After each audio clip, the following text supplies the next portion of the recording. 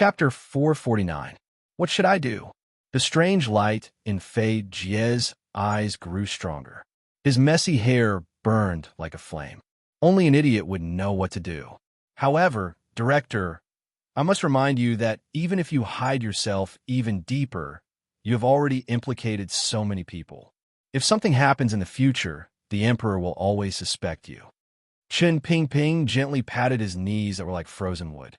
Raising 2 fingers, he bent one slightly and said, "The situation you're talking about is, if the Emperor wins, then he will suspect me. I have never denied this because the truth is that although I know 99% of the secrets in this world, there is still 1% that I cannot touch. For example, the Emperor's heart. Thus, I will choose to sever. If I don't do this, I will not be able to convince him. I will not be able to let that child live happily after the matter." Separation was to be severed with blood and fire. It was to be severed with the truest aura of death. Fei Jie was an old man for back then and had always held a high position in the Overwatch Council. Without question, he was the person in the world who had the clearest grasp of Chen Pingping's true thoughts. Although Fei Jie was still confused about the director's final goal, he immediately understood the word separation. After many years, would the killing in the valley be like a layer of paper or a piece of cloth, a piece of black cloth? It would cover Chen Pingping's heart and help a certain young person block the burning and suspicious gaze from the person on the dragon chair. What if the Emperor loses? This was the question Fei Jie was most worried about. After all, the Emperor was Fan Xian's father. If he won, at least Fan Xian, who appeared to be loyal to him, would not have much of a problem. However, once the eldest princess's side obtained the world, even if Fan Xian wanted to die, he probably wouldn't be able to die well. Don't underestimate Fan Xian. Chen Pingping bent back his last finger. His not-so-large right hand formed a hard fist. Fan Xian is like this fist. He has strength. Furthermore, his 5 fingers are all closed in his palm, like a foreshadowing. I don't know exactly what this child is thinking in his heart, but I can vaguely guess. If his fingers are exposed, it's easy for others to chop them off. It's much safer to keep them in his fist. At any moment, they can shoot out and hit someone. Chen Pingping gave a sharp laugh and said, "If we old men don't die, how can that crazy girl, eldest princess, easily control the world?" Fan Xian had sent his brother and sister to northern Qi and had secretly done so many things with the north. Why was this? Wasn't he preparing for all of this?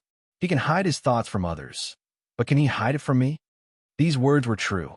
Fan Xian's secret transfer of power to the north was still relying on the Overwatch Council's resources. As the ancestor of the Overwatch Council, how could Chen Pingping not guess?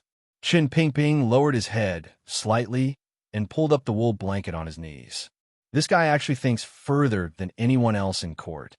His arrangements for his retreat are more solid than anyone else's. I dare to bet that even if he can't stay in the Qing Kingdom in the future, the world will still change because of him. Northern Qi's foundation is still there. Think about it yourself.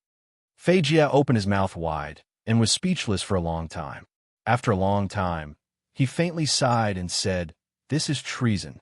Chen Pingping sneered and said, "The country is not a country anymore. How can there be a word of rebellion?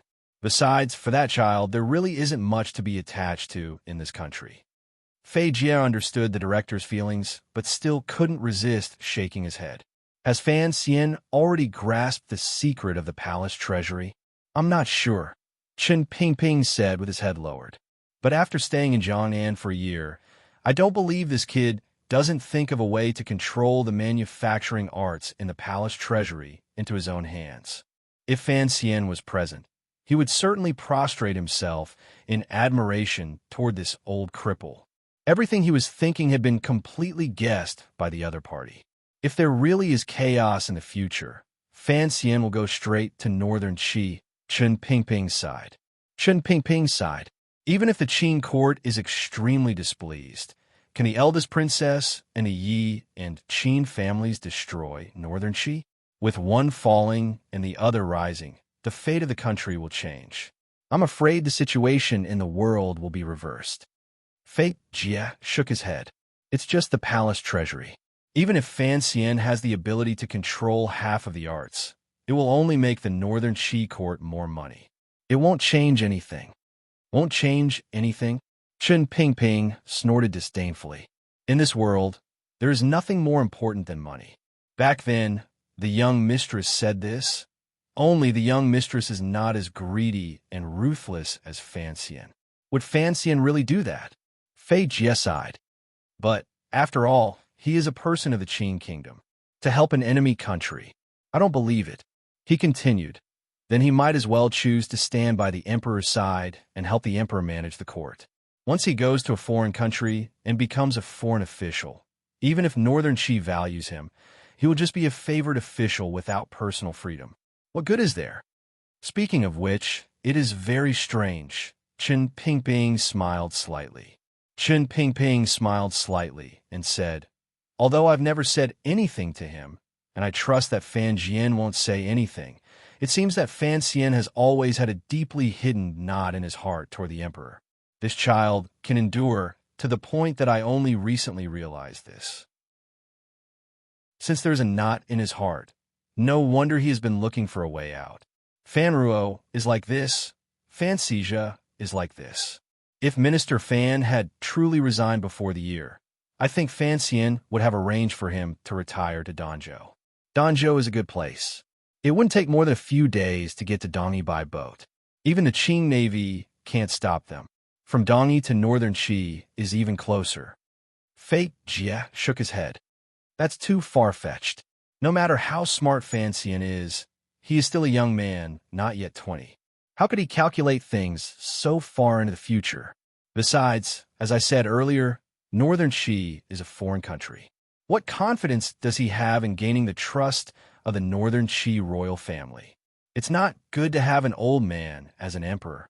He has to be someone else's official. This is only my guess. Chen Pingping blinked his tired eyes. Who knows how things will develop in the future? However, as for whether or not Northern Qi will accept the Qin kingdom's escaping officials, I think Fan Xian has some idea. At least in the next 2 years, he doesn't need to think about this problem. Don't forget that village girl called Hai Tang. Fan Xian spent so much effort to trick such an unremarkable woman into his hands. I don't believe he doesn't have any sinister thoughts. Would Fan Xian, who is far away in Jingdou recovering from his injuries, feel wronged? As for the Northern Qi royal family, Chen Pingping furrowed his brows. The Empress Dowager can't hold on much longer. Kui hasn't said anything. The most capable members of the younger generation in her family have all thrown themselves under the little emperor. In another 2 years, the little emperor will have great power in his hands. For some reason, the little emperor truly trusts Fan Xian to let go of so much silver. I don't understand. It was rare for there to be something in this world that Chen Pingping couldn't understand. In any case, this is a matter for many years to come. Chen Pingping coughed and revealed a comforting expression. Perhaps, no, not perhaps. At that time, I will already be dead. What's the point in caring so much? I just feel gratified that Fan Xian did not fail to live up to my training. In the courtyard, I once said a few words to him, telling him to set his sights higher. He has done well. Although there are often problems with the details, he has made ample preparations for the structure of the bigger picture. Chen Pingping comforted. Chen Pingping said comfortingly, making trouble in Jingdou is only a matter of one country. Right now, his heart is already set on the world. On this point alone, he is naturally a level higher than Li Yunrui. He is beginning to get close to our great emperor. Fei Jie thought for a moment and then said, Director, you've confused me again. I just wanted to ask about the attack in the valley. I didn't think it would involve the world.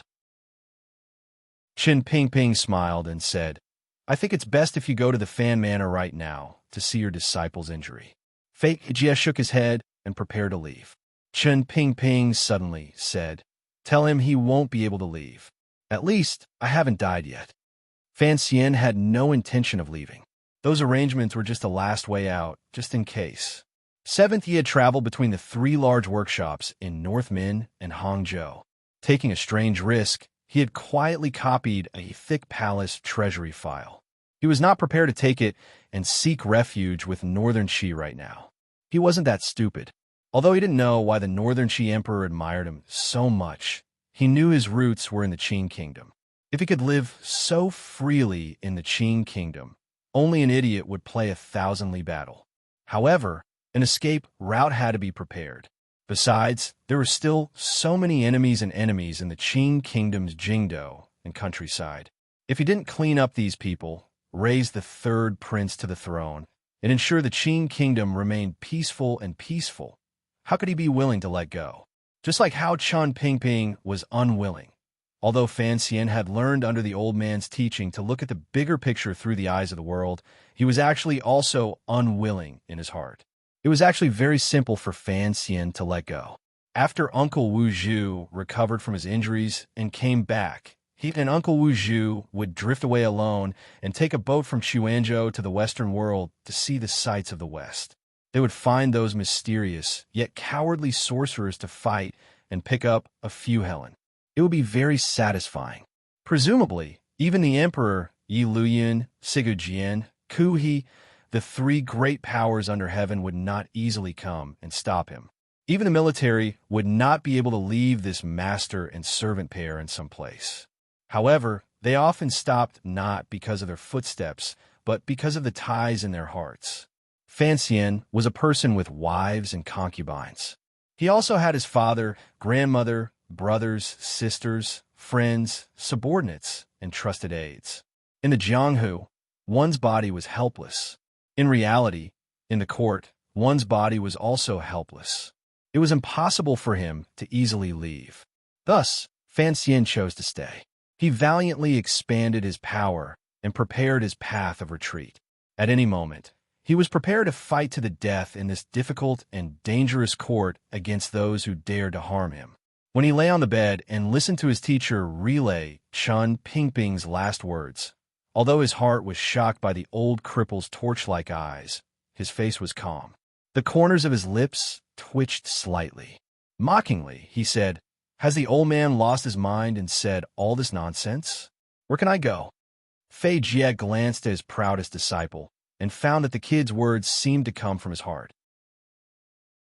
He also felt that Director Chen's thoughts were overly complicated and thought of everyone under heaven as old foxes like him. Although he was a great grandmaster of poisons, in some areas, he was far inferior to Chun Pingping. He was even inferior to Fan Xian. Thus, he did not see that the little fox's smile was actually very sweet. "Let me look at your injury." Fan Xian shook his head and smiled. "Teacher, if I can't heal such a small injury myself, wouldn't that be a complete loss of face for you?" He suddenly thought of something. He took out a brown paper bag from beside him and handed it to Fei Jie. Fei Jie held it in his hand and asked, "What is it?" Fan Xian was silent for a moment. He then said, "I tried for half a year in Hangzhou and found a few medicines that seem to be able to neutralize the aggressiveness of the ice smoke. I want to see if I can make one pregnant. However, I don't really trust myself, so I asked you to help me take a look." Fei Jie was silent. He thought to himself that this kid had just barely escaped death in the valley. Presently, Jingdo was in a state of panic. No one knew what the Palace and Overwatch Council would do. Who would have thought that this kid would have the leisure to help his wife research medicine? Of course, Fei Jie knew that Lin Wan would not be able to have children after taking the ice smoke. He had always felt embarrassed to see Fan Xian. Now that he had made it clear, he couldn't help but feel a bit awkward. Fan Xian smiled warmly. "Teacher, don't think too much. You worked so hard to cure Wan Er's tuberculosis. I can't be more grateful than ever. In reality, I don't really care. It's just that Wan Er really does want a child, so I'll have to trouble you to put in a bit more effort." Fei Jie sighed and agreed. He suddenly realized a reality. He had originally planned to go to Chen Garden to find the director and seek justice for Fan Xian. In the end, he had been persuaded by the director to come and test the waters with Fan Xian. In the end, he didn't say anything in the Fan Manor bedroom and was ordered by Fan Xian to make medicine. After busying around, he hadn't accomplished anything all day. Fei Jie was a bit angry. He stared into Fan Xian's eyes and said, "I can't be bothered to guess what you two ghosts, one old and one young, are thinking." If you have something to say, you can say it face to face. Fan Xian chuckled and said, I'll go to Qin Garden tomorrow.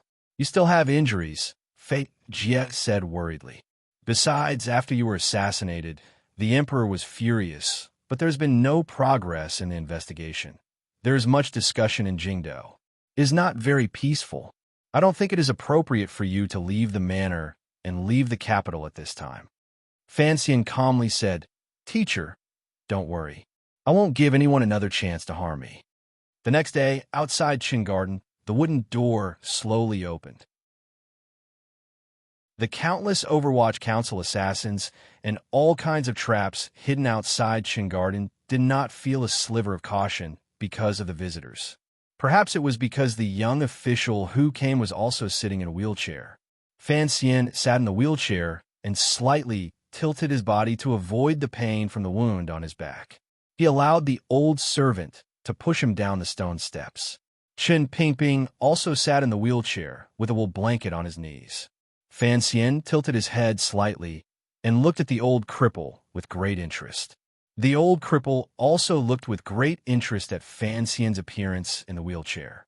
The two of them laughed at the same time. Yesterday I wrote too fast, so I had old Master Qin wear a quilt. My apologies.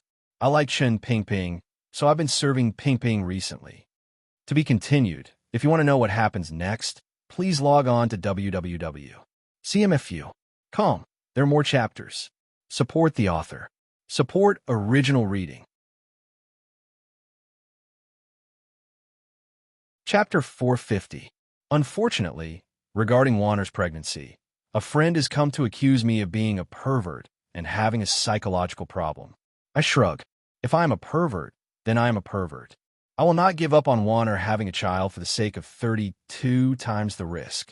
Ignoring the fact that Fan Xian's body is perverted, his mind is perverted as well. The problem is, if Wanner does not want to have a child, then she is the real pervert. So, if Fan Xian does not take care of this, his family will never have peace. I do not want to spend the rest of the Qing dynasty on gynecological examinations and traditional Chinese medicine. I'm just a bit confused. Why does a simple popular novel have to be related to the eugenics of humans? I do not have the energy to start a debate about the martial arts of the Han Dynasty. I just feel that it is a wonderful thing, so why go through so much trouble? The world of the Qing kingdom is my world. If I let them have a genius, they will have a genius. If I don't let them have a deformed child, then Fan Xian and Wanner will not be able to have a deformed child. In this book, Fan Xian will consider 32 times the risk, but I am too lazy to consider it for him. It is not like I am the one having the child. I have already made Fan Xian, a warrior, brave enough to face 32 times the risk. This topic ends here. After all, they're all pitiful people that I can do whatever I want with them. Another note. Today is my debut in the new writers section at the starting point. I hope there will be no problems. Thank you. Old fox, young fox, old wheelchair, new wheelchair. There were women in Qin Garden who did not dare approach. The laughter slowly rose and then died. The old man and the young man stopped laughing at the same time and became calm again. Fan Xian moved his wheelchair forward. His knees seemed to be touching the old man's knees. This position was very intimate. Qin Pingping pointed at him and then lightly patted the handle of his wheelchair. He made a hollow sound and asked, "Are you used to sitting in a wheelchair?" "Of course not. I have so many wounds on my body. I can't ride a horse to see you," Fan Xian said self-deprecatingly. He paused and then said, "Besides, this is not the first time I have been in a wheelchair. A year ago, in the Hanging Temple, I was stabbed with a knife. After that, didn't I also sit in a wheelchair for a month? As the saying goes, habits become second nature." Qin Pingping coughed lightly. He knew that the young man in front of him was trying to tell him that he had understood something. The Hanging Temple was indeed an immortal trap, but Qin Pingping was someone who had both feet in and out of the trap. The shadow was sent to the temple by him. Although the blow Fan Xian received was an accident, he had truly almost lost his life. As for the attack in the valley a few days ago, Fan Xian had almost been unable to return. Fan Xian was clearly forcefully telling Chun Pingping not to treat this kind of thing as a habit and always treat his life as a joke. He must not treat it as something natural. Chun Pingping tilted his head slightly as if he didn't know how to explain. He frowned, raised his elbow, and pointed at Fan Xian's back. Fan Xian shook his head. I won't die, but you know why I'm here today, so let's be direct. You go first, I'll listen. Chun Pingping smiled slightly as he spoke. He smoothed out the slightly wrinkled wool blanket on his knees, making the wrinkles on it ripple like water and gradually disappear. Looking at the old cripple's slightly lowered head, looking at the deep wrinkles and waxy yellow complexion, Fan Xian was silent for a moment and then said, "Twice in a wheelchair. The first time was because of the Hanging Temple assassination, but I obtained the Emperor's absolute trust. Presumably, there are benefits to it, and I can accept it. Then why am I in a wheelchair this time? I really don't like the feeling of everything being controlled by you. Presumably, you know me. I am most afraid of death, so I want you to know, please don't try to do this kind of thing in the future. I will truly go crazy, and this time, I almost went crazy." Fan Xian extended 2 fingers and stared into Chun Pingping's eyes. Enunciating each word, he said, "It's already happened twice. I don't want it to happen a third time." The cold winter air under the stone steps in Chun Garden was silent for a long time. The Hanging Temple incident was an accident. You know this, Chun Pingping said lightly. As for the assassination in the valley this time, it really had nothing to do with me. I'm not an idiot.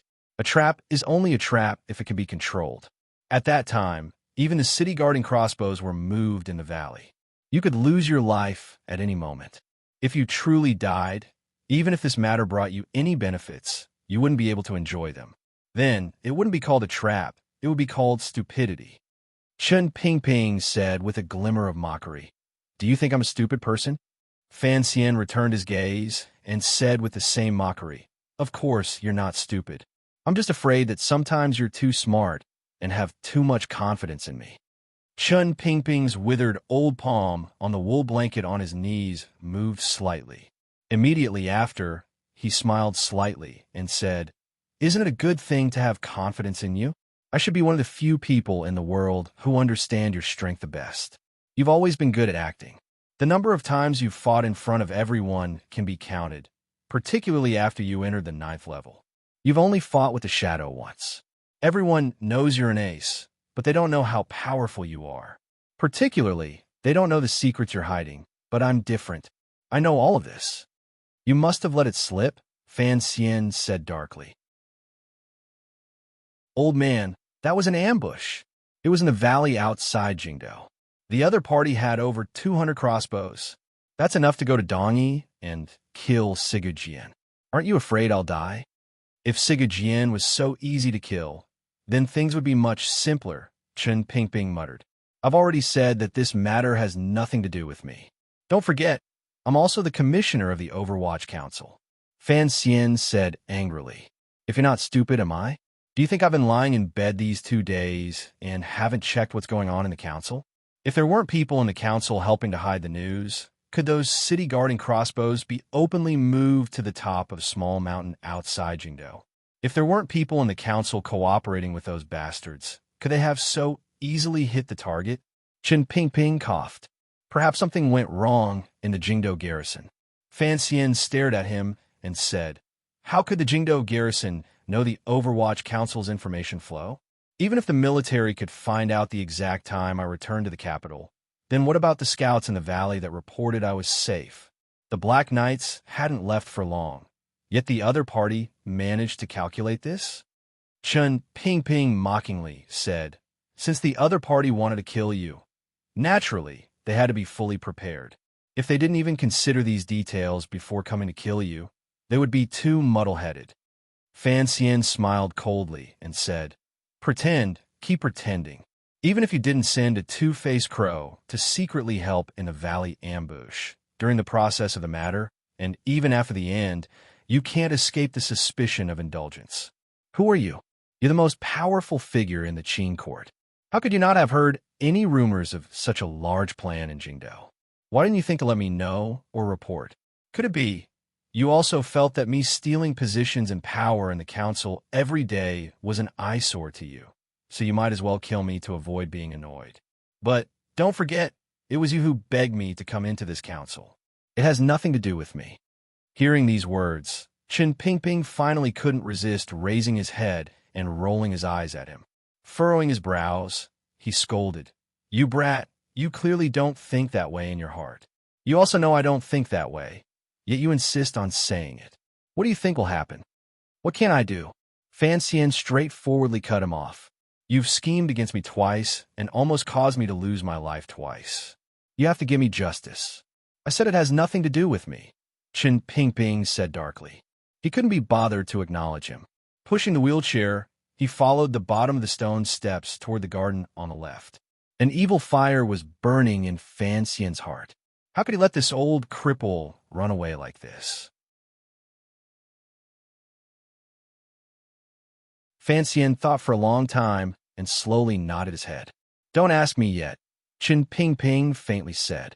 "You will naturally understand in the future." "I don't understand," Fan Xian calmly said. "However, I also don't need to understand. However, I need to know exactly who attacked me and who the double-faced person in the council is." Chen Pingping looked at him calmly. A moment later, he said, "You don't have evidence on hand. You can't do anything to the other party. But you have in your hands." "I also don't have it," Chen Pingping said coldly. "Even if I did, I would not hand it to the emperor. I don't want the emperor to take away our counsel in his anger. Secondly, it is a bit early to hand it over." There was too much hidden in these words. It was enough for Fan Xian to digest for a long time. However, Fan Xian didn't pay much attention to it. He directly asked the main point of the matter. "I still want to know who wants to kill me. In Jingdo, other than the people you trust, everyone wants to kill you," Chen Pingping calmly said. "As for who the mastermind is this time, I don't think I can hide it from you. I just hope you can be patient and not ruin the big picture." Fan Xian was silent. "It's the Qin family," Chen Pingping said lightly. "However, even if you go into the palace and hug the emperor's leg and cry, it will be useless. You don't have evidence, and I can't bear to pull out that chess piece for you to use as evidence. Even if the emperor suspects the Qin family because of your matter, for the sake of the military, he can't drug the old man just because of a few words from you to vent his anger." Fan Xian couldn't help but shake his head. Chen Pingping glanced at him curiously. "You're not surprised at all?" Fan Xian carefully stretched, afraid that he would affect the injury on his back. Smiling slightly, he said, "It's still the same thing. I'm also a smart person. Since you weren't trying to take credit for me this time, then you must be trying to drag someone down with you. The only power in the court that hasn't been dragged down is the Qin family. This matter is not difficult to guess. The eldest princess had easily deduced the Qin family's involvement from a different direction. Although Fan Xian's direction of deduction was different from the eldest princess, the answers he obtained were both concise and clear. Chen Pingping nodded his head approvingly and said, "Now you understand that without evidence, the emperor will not easily move against such a powerful family in the military. Otherwise, if the military's morale is not stable, how can the court be at peace? I'm afraid that even if there is evidence, if the timing is not good, the emperor will not move," Fan Xian said mockingly. "However, I don't understand. You dragged the old Qin family down with you. Presumably, when the time comes, the emperor will know of this matter. Last year, you were in Jingdo and I was in Jiangnan. We both forced the crown prince, the second prince, and the eldest princess to jump over the wall in desperation. Now, they still haven't jumped, yet you add the Qin family to the other side. Do you really have that much confidence in the emperor?" Chen Pingping smiled slightly and nodded. "I've always had a lot of confidence in the emperor, just like I have in you." Once the words left his mouth, the two people in the wheelchairs fell silent. Just like their many conversations in the past, both of them were clever people. There were many things that didn't need to be said clearly. Each other's attitude was confirmed with just a few words. Just like how Fan Xian guessed his past, just like how each time the two carefully approached each other, it was the closeness of their true states of mind. "I'm very curious. Why aren't you curious that I dragged the Qin family down with me? Even if I have confidence in the Emperor, if there is one less person jumping over the wall, it will be easier to handle. Chen Pingping smiled warmly and looked into Fan Xian's eyes. Fan Xian lowered his head slightly and said a moment later, "Presumably, it's not a big reason. It's just that you want to use this battle to clean up all of my future enemies. The old Qin family and I have always had a good relationship and have not participated in the fight for the throne. Presumably, this old Qin family has something to do with the story from many years ago." "Indeed, I didn't misjudge you," Chen Pingping said approvingly. "It's enough that you could deduce so much." Fan Xian was silent. A faint sorrow welled up in his heart. He still had another judgment that he didn't say. The old man in the wheelchair in front of him was in poor health and didn't have 2 years left to live. The old man knew this situation, so he had to end everything before he died. That was why he had arranged it this way. Thinking of this, the thread of impatience in Fan Xian's heart had already faded greatly. He still couldn't resist asking, "What if I actually died in the valley?" "How could you die?" Chen Pingping looked at him seriously. "You have to keep living." Fan Xian smiled. These words were very similar to what his father had said that day. He tilted his head in amusement and asked, "Why wouldn't I die? It's not like you know the situation in the valley. What kind of family does the Qin family have? It's fine if they don't act, but if they do, it will be a thunderous blow. No matter how lucky I am, I might not have enough luck to guarantee that I will survive these attacks." Chen Pingping was silent for a moment. He then said in a sharp and dark voice, "I know my limits regarding the Qin family's arrangements. However, it was indeed too dangerous this time because I didn't account for 3 things. I didn't think that Lao Wu's injury would still not have healed," Chen Pingping said coldly. "That muddle-headed old man of the Qin family didn't know you had such a god of death at your side." "If Lao Wu was at your side, who in the world could harm you?" Fan Xian nodded. This was the first reason, but it was still not enough to explain why Chen Pingping didn't care about his own safety. "The second thing I didn't account for was..." Chen Pingping looked at Fan Xian with a strange smile. "When you were truly facing death, you were still able to resist not taking out that chest." Fan Xian smiled bitterly and said, "Although I don't know what exactly the chest you keep thinking about is, if I didn't have it, where could I have stolen it?" Although he was shocked, his expression and words still didn't give anything away. The chest, that black, narrow, and long chest, had accompanied a young girl and a blind servant into Jingdou. In the history of the Qin kingdom, it had only been used once, but it was the one that changed the world. Other than Yi Qingmei, Fan Xian, and Wu Zhu, no one had seen the true appearance of the chest. No one knew how to use it. However, the old people who knew the truth behind the deaths of the 2 Qing princes knew the terrifying aspects of the chest. Particularly because they didn't know the specifics, they felt a strange sense of mystery and fear toward the chest. An existence that exceeded this world always made people's imaginations roam and endlessly fear it. Even Chen Pingping and the Emperor were no exception. When Fan Xian was a child in Danzhou, Fei Jie had once asked Wu Zhu. When Fan Xian entered the capital, he had faced this question more than once. Chen Pingping still didn't understand. When the attack in the valley had already reached such a dangerous moment, why did Fan Xian still not want to use the chest? As for Fan Xian's nonsense that the chest was not in his hands, someone as ruthless as Chen Pingping would not believe it. To be continued. If you want to know what happened next, please log on to www.qijian.com. More chapters. Support the author. Support original reading.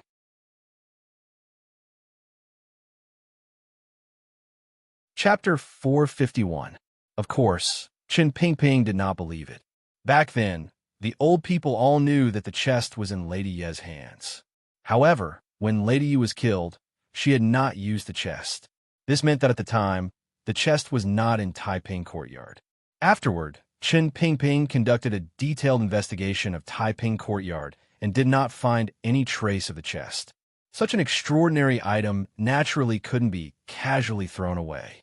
Then, only Wu Zhu knew the whereabouts of the chest. As Fan Xian gradually grew up and lived in such a dangerous environment as Jingdou, If Wu Zhu was not by Fan Xian's side, due to his injury, he would certainly have given the chest to Fan Xian to carry at all times to avoid any possible danger. This was Chun Pingping's deduction. Furthermore, his deduction was not far from the truth. However, he was wrong on one point.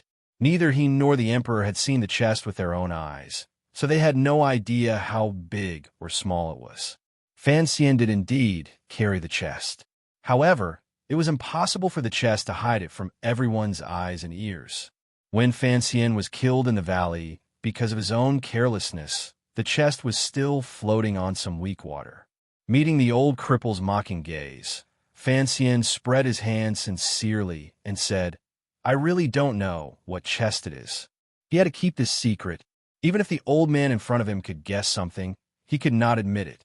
Otherwise, if the emperor knew that the chest was in his hands, as the ruler of a generation, he would certainly not allow a mysterious magic weapon that could kill experts to stay by his son's side. The emperor would open his mouth and ask for it, so Fan Xian would not admit it from the beginning. Chun Pingping shook his head and was too lazy to continue asking. He knew that the little guy had to keep some protective treasures for himself. Fan Xian smiled slightly and changed the topic. "Uncle Wu Zhu, that strange chest is one of the two things you didn't calculate for. What is the third?" Chun Pingping looked at him mockingly. "The third matter is very simple. I did not account for the fact that the carriage and the council could have helped you block for a while. Given your and the Shadow's abilities, it would not have been difficult for you to escape into the snow forest alone. Even if you were injured, you would not have ended up in such a state. You have been in the council for a long time. Of course, you know that experts and assassins do not live in the same realm. It is easy to kill an expert, but it is very difficult to kill an assassin. But other than the people in the council, not many people know that you are a 9th level assassin. I didn't expect this. I didn't expect you to be so stupid." Chun Pingping looked slightly angry. Fan Xian smiled coldly and said, "You're talking about me killing my way into the snowy forest to get rid of those crossbows? Was that stupid? Even if I can escape, what about my subordinates? Don't forget, in this valley incident, I lost nearly 20 of my men. I didn't call you cold-blooded, but you called me stupid." "Cold-blooded?" Chun Pingping looked at Fan Xian with a faint smile. "Have you forgotten that the Overwatch Council needs cold-blooded people the most?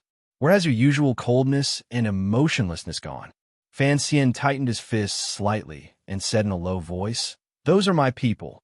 They are only your subordinates, yet you can't bear to sacrifice them. If you have to sacrifice even more important people in the future, what will you do? Your actions this time have easily torn through your cold exterior and revealed your cowardice. This is the so-called stupidity. A strong person not only has a strong body, but their state of mind must also be strong. Emotions like cowardice will only cause you to die a tragic death." Chun Pingping narrowed his eyes. A cold light shone through. "That is not cowardice," Fan Xian retorted without hesitation. "That is something I have to do."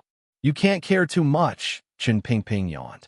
Chun Pingping yawned and said, "You don't have to do too many things. I just think that your mother-in-law will be very happy. She finally knows where your Achilles heel is."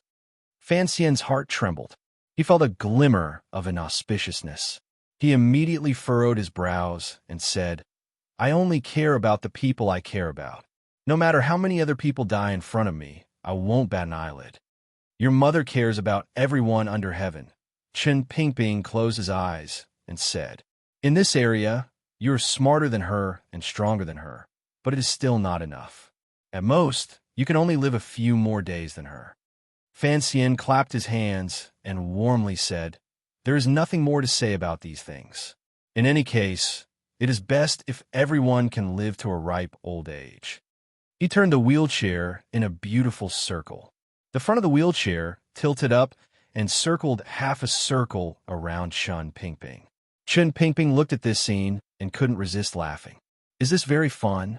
"Very," Fan Xian said seriously. "You've been in a wheelchair for so many years, yet you haven't thought about how to develop a game to get rid of boredom. This shows that you are a very boring person. You spend all day immersed in a dark and muddled world. What meaning is there in living like this?" According to Fan Xian's thoughts, It would be best for Qin Pingping to stay out of the matter and spend the last few years of his life going to a relatively large mountain with the beautiful concubines around him for a honeymoon or something. It would be better than dedicating his entire life to the boring business of political scheming. However, he also knew that for Qin Pingping, scheming about these things was perhaps not just work. It was also a kind of enjoyment, a kind of art. Thus, he didn't say much. After I die. Qin Pingping raised his withered hand and casually waved it in the air in the garden. This garden is yours. As for the women inside, if you want to keep them, then keep them. If you don't, then disperse. Fan Xian understood that this old man would not do anything because of the lives of these beauties. However, after spending many years together, presumably there would always be a glimmer of affection. Very naturally, he nodded his head. How are you going to deal with the Qin family's problem? Fan Xian suddenly opened his mouth to ask. Although Qin Pingping had told him to think of the big picture and not reveal his weapons right now, he still needed to give something in return. Qin Pingping shook his head and said, "Everyone wants you to die. The Qin family isn't particularly good, nor is it particularly bad. If you make a move now, it will ruin the overall situation for me. Bear with it for now and see how their family is destroyed in the future. This in itself is a very happy thing." Fan Xian furrowed his brows slightly. A glimmer of helplessness appeared on his handsome face. "Endure it again.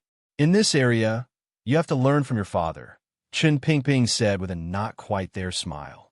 Qin Pingping said with a faint smile, "Everyone in this world has died, but I see that your father is still alive. Don't say that this is not a skill. To be able to survive is already the greatest skill." Fan Xian's brows suddenly straightened like swords. Slowly, he said, "After all, I am a young man. I must make my attitude clear on this matter. Otherwise, any random dog or cat will come and try to kill me. It will always be inconvenient." Qin Pingping looked at him. Fan Xian did not seem to feel the old man's cold and severe gaze. He smiled slightly and said, "I'll give you face. I won't touch the Qin family. I'll help you hide it and wait for the moment of the big explosion.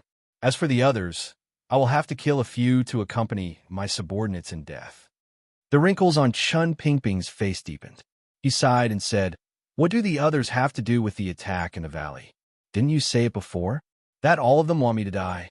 Fan Xian smiled and said, "Since it is so, regardless of whether or not they have anything to do with the attack, I will kill a few first to establish my might. Presumably, the Emperor will not blame me too much." Qin Pingping shook his head in disapproval. "Yin Xiaoyi has never interfered in this matter. Why must you form a death grudge with him?" Fan Xian smiled coldly and said, "What about Yin Xiaoyi's son? Half a year ago, you only said he had a very powerful son. You didn't tell me that Sanshur was also killed by him. You also didn't tell me that this little archer was in the Jingdo garrison." Qin Pingping was silent. He had not explained everything to Fan Xian on this matter. Presumably, Fan Xian had used his own power to find out. It was not good for him to say more. He only slowly said, "You want revenge, but it's not convenient for you to touch the old Qin family. Are you prepared to kill indiscriminately? The old Qin family has already been pushed to the eldest princess's side by you," Fan Xian reminded bluntly. "I cut my mother-in-law with a knife and let them bear some of the Qin family's anger. Is there a problem?" "There is no problem," Qin Pingping said in a dark voice. "It is just that your way of doing things is a bit unreasonable." Fan Xian laughed mockingly and said, "Meeting someone as unreasonable as you, I can't be bothered to waste my breath. Don't you know that us young people are used to being unreasonable?" The winter in Jingdo was cold. Although it was not yet the coldest days of the year, snow covered the residences, jade railings, and red walls. Heavy snow fell from the sky every now and then. All of Jingdo was enveloped in a cold air. The wide red walls of the royal palace were all wet from the snow and appeared a bit black. Just like the change in color of the red palace walls, all of the civil and martial officials in court knew that the Qing emperor's mood was also somewhat gloomy and dark. The news of Fan Xian's assassination had long shaken Jingdo. Everyone gradually knew the details of the matter and guessed that there must have been capable figures in the military involved. Each time they thought of how even the emperor's most tightly controlled military had problems, the civil and martial officials were all silent and cautious. They did not dare to say anything more.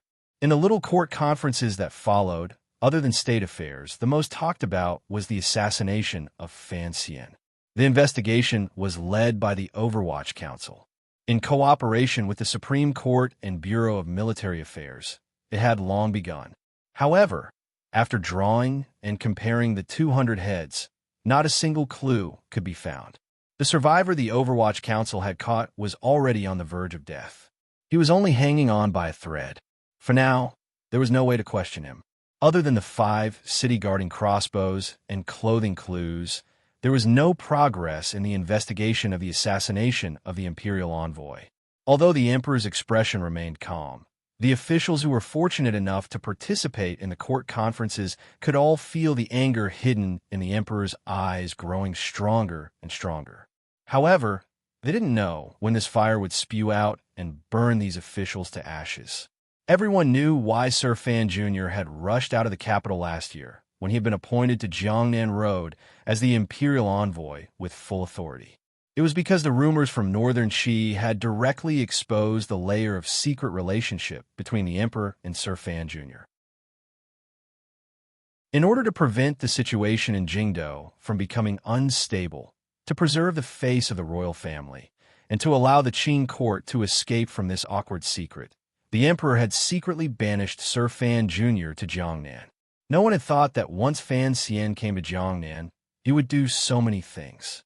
He regulated the palace treasury, presided over the bidding, and vigorously supported the river works. In less than half a year, with the flip of a hand, he had solved the problem of the empty national treasury that had troubled the Qing kingdom for a few years. In the end, he had used the opportunity of returning home to visit relatives to clean out the nest of rats in Jiaozhou. The deputy general of the Jiaozhou Navy, Deng Xiaobo, had long been escorted back to Jingdou. He had taken his confession and made it into an ironclad case. He had been executed in the autumn. The silver in the Jiangnan treasury had long been moved back to Jingdou. The court finally had the confidence to begin major repairs to the river dikes, disaster relief, and tax reductions. Each of these were Fan Xian's contributions to the Qing court.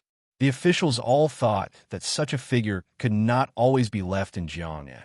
He would probably have to return to the capital in the end. Furthermore, the emperor must have thought that after a year, the news would have long faded. The powers in Jingdou would have learned to accept this kind of situation. The illegitimate child that had been banished to Jiangnan would finally be able to stand openly in court. No one had thought that on Sir Fan Jr.'s way back to the capital to debrief, he would be ambushed. This was not just an ambush on the imperial envoy or an ambush on a dragon. This matter had already touched the court's bottom line. If this matter could not be investigated clearly, it could only mean that the emperor's control over the Qing kingdom was already far from what it had been in the past.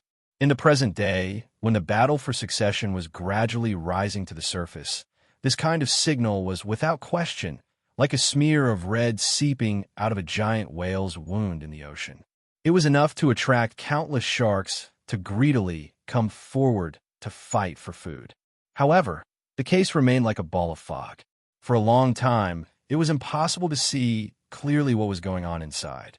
If it dragged on for a few more days, the emperor, in his anger, would probably disregard the consequences and strike down lightning as a severe punishment.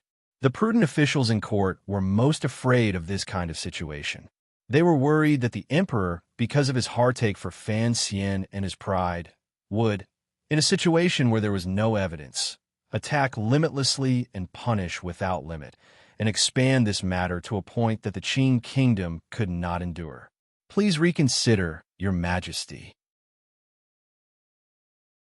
An old official, standing among the ranks of civil officials, stepped forward and knelt under the dragon chair. A friend has come from afar. I want to have a good time first. I'm going to drink. To be continued. If you want to know what happens next, please log on to www.Qidian.com. There are more chapters. Support the author. Support the original reading.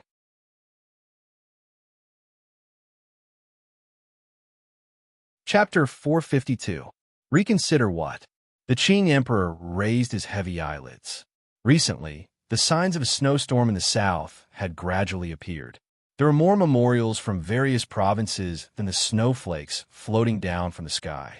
If they didn't stretch out their hands to ask the court for silver, they wanted to recruit men, or they repeatedly complained that taxes were going to be reduced next year. If it was reduced, then so be it. That person was right. If they relied on digging for silver from the ground, even if they scraped 3 feet of the ground, they wouldn't be able to get many silver shavings. For something like silver, they still had to rely on selling things. And Ji had earned so much silver for the court in Jiangnan, so the court was not in a rush for the rice stock money from each county. However, Xueqing had sent an urgent message from Hangzhou. Was the snow in Jiangnan this heavy? The emperor furrowed his brows. In the autumn of the year before last, there had been a great flood. Who knew how many of his people had drowned and how many of their houses and fields had been destroyed? With great difficulty, it had taken more than a year for the imperial court to recover and accumulate some strength. Who would have thought that there would suddenly be another great snowfall? The heavens truly did not give him, the emperor, any face. However, he heard that the Hangzhou conference in Jiangnan seemed to have anticipated the winter snowstorm and made a great deal of preparations. After all, it was an organization of the people. When it came to disaster relief, they moved faster than the government. Every time this matter was brought up, his mother in the palace also had a smile on her face. She was a merciful person and could not bear to see the wretched sight of the people. No matter what, the Hangzhou conference was something the nobles in the palace had pooled together money to put together. The women in the palace all felt proud. The emperor couldn't resist smiling. Why did Chingirl put so much effort into this matter? It looked like she had indeed been stifled in the palace. She had probably been led astray by her husband. She was a princess, yet she spent so much effort on these matters. He abruptly woke up with a start. Only now did he realize that his mind had wandered. Even if it was something he was thinking about, it had something to do with that young man. After a slight pause, he smiled and repeated his question. Reconsider what? The person kneeling in the hall was Shu, the scholar of the Hall of Governmental Affairs. This scholar was old and had always received the emperor's respect. Furthermore, he had always walked in court as an outspoken official. Thus, when they were discussing the investigation of the assassination of the imperial envoy, only this scholar dared to stand out and refute the emperor's opinion. However, the officials all thought that the emperor must be angry right now, so they were a bit timid. Even Shu the scholar, who dared to speak frankly, did not bow like he usually did. Instead, he knelt. But he didn't think that His Majesty, who was sitting on the dragon throne, didn't hear what he said clearly and seemed to be distracted. The glimmer of a smile at the corners of the emperor's lips while he was lost in thought also fell into the eyes of the officials. The officials muttered in their hearts, wondering what the emperor was thinking about to make him so happy. Could it be that he was not as furious as the officials thought he was? Impossible. The officials shook their heads in their hearts.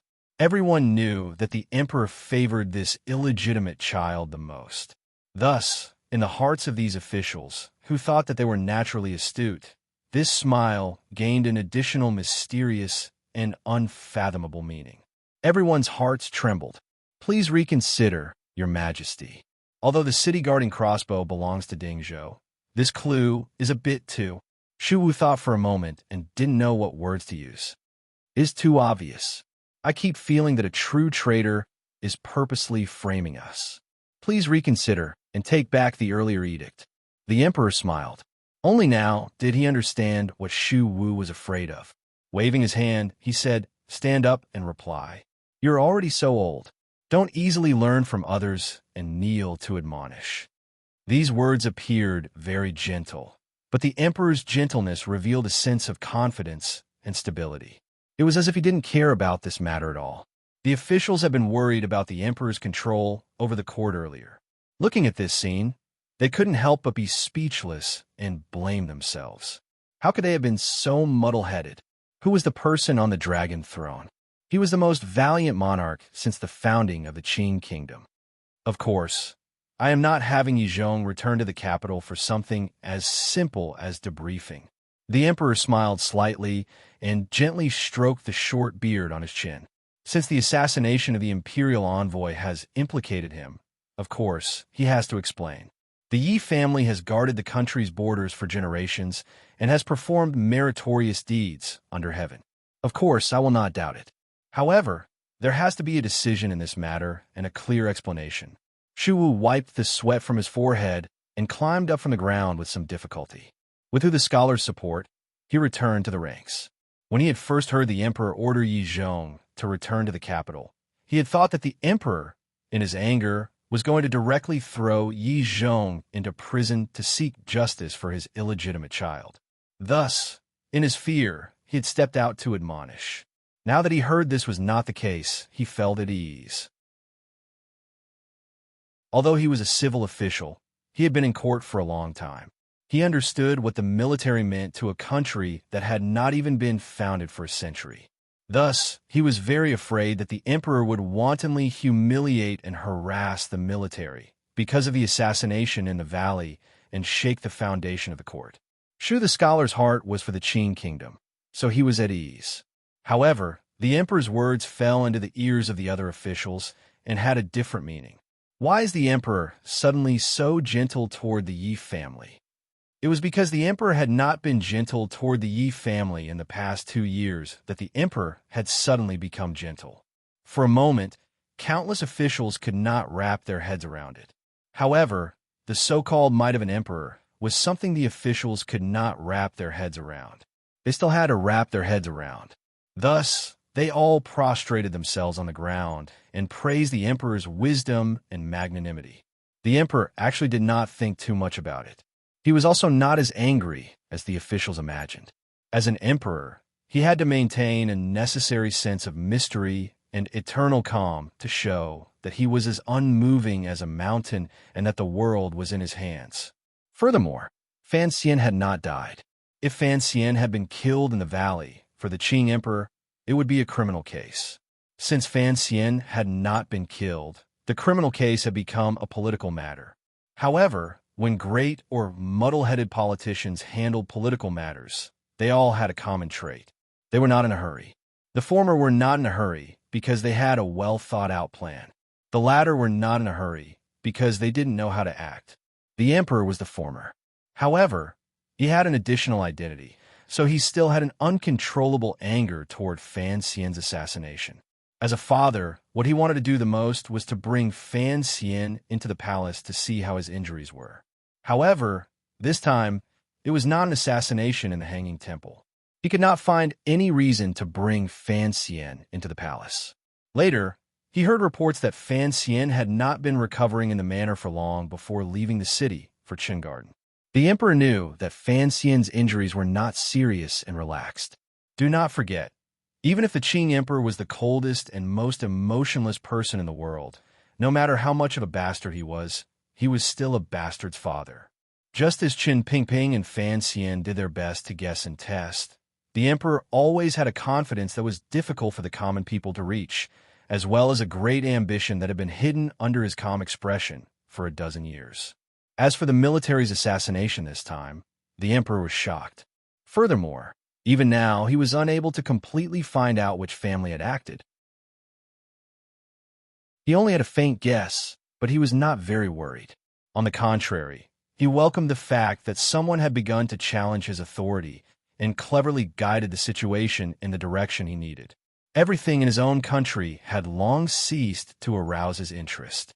No matter how stable he ruled the Qing kingdom's territory, for him, who longed to leave his name in the annals of history, it was already meaningless, especially one with the most ink stains. He waited for that day with incomparable longing. He forcefully suppressed his excitement as he waited for the arrival of that day. "Your Majesty," a eunuch knelt outside the doorsill of the royal study and respectfully said to the emperor, wearing a large brocade robe on the couch, "I've checked with the council." In the days before Sir Fan Jr. returned to the capital, all the manors were quiet. The emperor nodded his head to indicate that he understood. "Has news from Sangzhou come back?"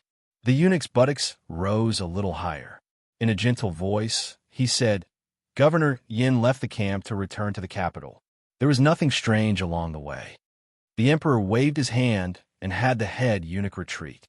The head eunuch didn't say more. However, his hand on the ground trembled slightly.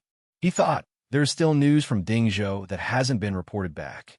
Why hasn't the emperor returned? Has he already predicted, or is he preparing to blame it on the Yi family? What do you think? The emperor casually picked up a book from the side of the couch and flipped through it. The old eunuch Hong slowly walked out. He bowed slightly to the emperor's side and slowly said, "How could I have any opinions?"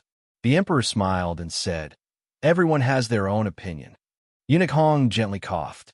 After a moment of silence, he said, "I think that Sir Fan Jr.'s assassination in the valley this time is truly strange. I keep feeling that it was arranged by someone. However, I cannot understand why someone with the power to arrange this would harm Sir Fan Jr." The emperor threw the book in his hand to the side. After a moment of silence, he said, "Don't speak of this." "Yes, Your Majesty." Eunuch Hong bowed. A moment later, he quietly said, "The Empress Dowager invites Your Majesty to sit in Hongguang Palace in a moment." The emperor smiled warmly and said, "Is there a need for you to say this?" Eunuch Hong hesitated for a moment and then said, "There is news from outside the palace that has entered the Empress Dowager's ears. She seems to be a bit depressed." The emperor furrowed his brows slightly and asked, "What news?"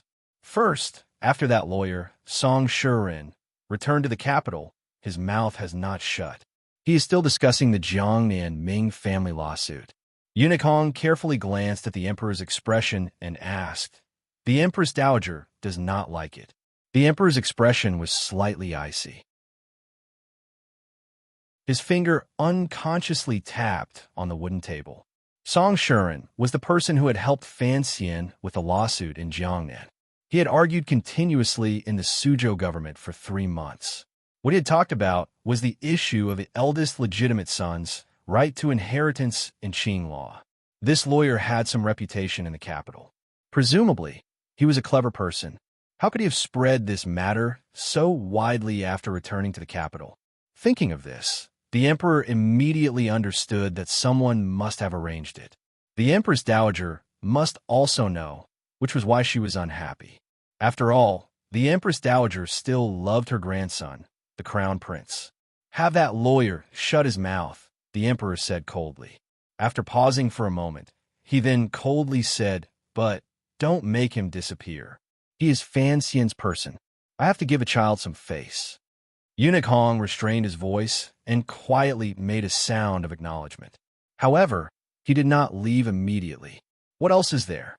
Eunuch Hong's withered expression did not change. In a quiet voice, he said, "The palace heard. Sir Fan Jr. obtained a good sword in Jiangnan.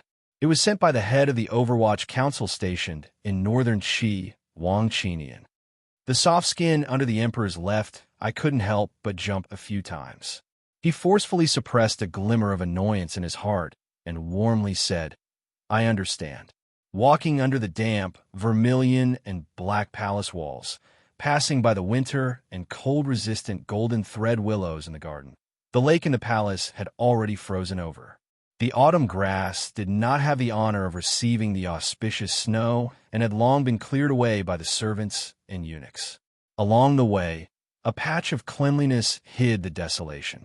The emperor walked in front with his hands behind his back through the spacious palace. No one dared to come too close around him. Behind him, Eunuch Yao led a group of young eunuchs. Holding coats, warmers, and small hand stoves, he followed behind with small quick steps. Before long, he came to a quiet little courtyard. There was a building in the courtyard, a small building. It was the small building where the emperor and Fan Xian had their first heart-to-heart talk. The emperor pushed open the door and entered. Casually brushing away a few snowflakes drifting down from the top of the door, he went straight up to the second floor. Eunuch Yao took the items from the hands of the young eunuchs and gave a few reminders. He then also entered the little courtyard but did not go upstairs. He could only wait quietly downstairs. At the same time, he began to boil water and prepare tea. The emperor stood in the side room on the second floor. His eyes looked at the painting on the wall. He looked at the yellow-clothed woman in the painting gazing at the riverbank. He did not speak for a long time. He was only silent. Although his eyes were focused on her, his heart was thinking of something else. Sword?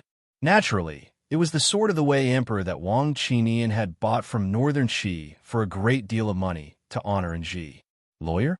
The emperor smiled coldly. Enji had been killed and heavily injured, but those people were still unwilling to be quiet.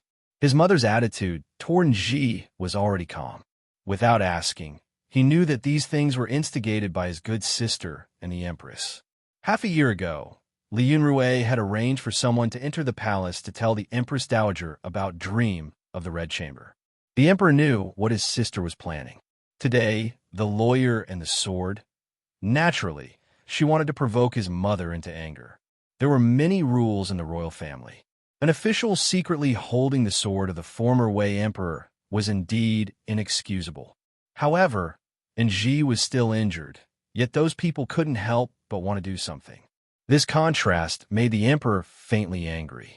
After a long time, a sigh broke the silence in the little building. The emperor slowly turned and sat down in front of the painting. His left hand gently stroked an item on the table. Under his slender and steady palm was that sword. The sword of the Wei emperor that Wang Qinian had bought for a great deal of money and sent to Jiangnan. A slight smile rose to the corners of the emperor's lips. Presumably, those people did not know that the second day after Fan Xian woke up, he had asked someone to deliver this sword into the palace and into the emperor's hands.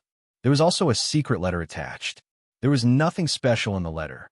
There were no major complaints about the assassination. Instead, it was just sincere and respectful with an occasional hint of viciousness. This glimmer of viciousness was well revealed. It was revealed very openly. As a ruler, the emperor valued the hearts of the people by his side the most, just as he had thought when he spoke with Chun Pingping that day. Honesty was one aspect of it. Before and after, Fan Xian appeared very honest, but the rest of his sons and officials were not honest at all. He sat like this under the painting, slightly tired and worried. The yellow-clothed woman in the painting was also slightly tired and worried. Just like this, one in the painting and one outside. The two of them rested at the same time. After a long time, the usual unswerving and steady expression reappeared on the emperor's face. Standing, he flipped his hand around the emperor's sword Fan Xian had presented and walked downstairs. Eunuch Yao carefully handed over a cup of tea. The emperor took a sip and handed over the sword. Calmly, he said, "Pass on my edict. The commissioner of the Overwatch Council, Fan Xian, is loyal to the country and has deeply comforted my heart. He is specially bestowed with a treasured sword." Eunuch Yao hurriedly accepted it. In the end, the emperor lightly said, "Summon Yin Bingyun, He Zhong Wei, and Qin Heng into the palace." He said the names of a dozen officials. These people all had one thing in common. They were all young. Eunuch Yao accepted the order and left the building. He sent out various eunuchs to various places to pass on the information. He then left the palace himself. Escorted by guards, he arrived at the Fan Manor. There was no need for incense or firecrackers. He entered the back garden and gave the sword wrapped in a yellow cloth to the young man. Everything was normal. However, this matter was recorded. Presumably, everyone in Jingdo would know about it tomorrow. Fan Xian held the sword in a daze, thinking, why was the emperor so polite? The young officials who had rushed into the palace were also wary and secretly guessing the emperor's thoughts. If you want to know what happened after, please log on to www.chidian.com. There are more chapters. Support the author. Support the original reading.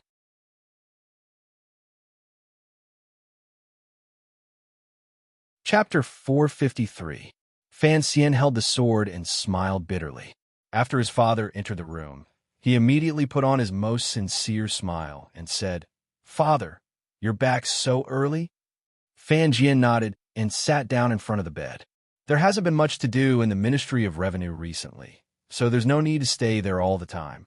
After saying this, he handed over an oiled paper bag and said, "Buns from Xinfeng Restaurant. The third prince has been silently studying these 2 days." The old man thought that he had been outside for a year and watched him closely. Although he knew of your injury, he couldn't come out for a while. He He only remembered that you liked Xinfeng restaurant buns, so he had someone buy them and deliver them to you. Fan Xian accepted the still warm paper bag and took out one from inside. Carefully taking a bite, he found that the oily soup in the large bag was not very hot. Fan Jian looked at his son's appearance and couldn't help but furrow his brows and shake his head. Fan Xian took a bite and then placed the paper bag on the table. Unconsciously, he turned his head to glance at the snow on the windowsill. A glimmer of envy appeared in his eyes. "Don't think about going out again." Fan Jian saw what his son was thinking and coldly said, "The day before yesterday, I let you slip out and go to Qinggarten. Be content. Jingdo is snowing and the roads are slippery. You're also injured, yet you don't know how to behave yourself." Fan Xian smiled self-mockingly and said, "Am I really that popular? It's not like everyone wants to stab me with a knife. Besides, in Jingdo, would there actually be people who would dare to make a move?" Fan Jian smiled coldly and said, "The inside and outside of Jingdo are only a dozen li away. What difference do you think it makes?" He was silent for a moment and then quietly said, "It's best if you calm down for now. The emperor will naturally seek justice for you." Fan Xian's mouth respectfully agreed, but in his heart, he was thinking of a completely different matter. Both Qin Pingping and Fan Jian seemed to be watching the emperor's attitude. The two old men also had their own private actions. However, they both hid it from Fan Xian and didn't want him to get too involved. However, Fan Xian knew that the one who was injured was him. He was also the first to bear the brunt. Blindly enduring, it was not in line with his principles. As for what the emperor would do next, Fan Xian could vaguely guess a little through his conversation with Qin Pingping. However, the change of blood in court did not seem to have much to do with him. After his father left the room, Fan Xian rolled his eyes and stretched. He tested the wound on his back and found that it was almost healed. His medical skills and his freakish physique made him very suitable for a life of dancing on the edge of sword. He got out of bed and put on his clothes and shoes. He tried to be as quiet as possible so as not to disturb the maids serving him outside.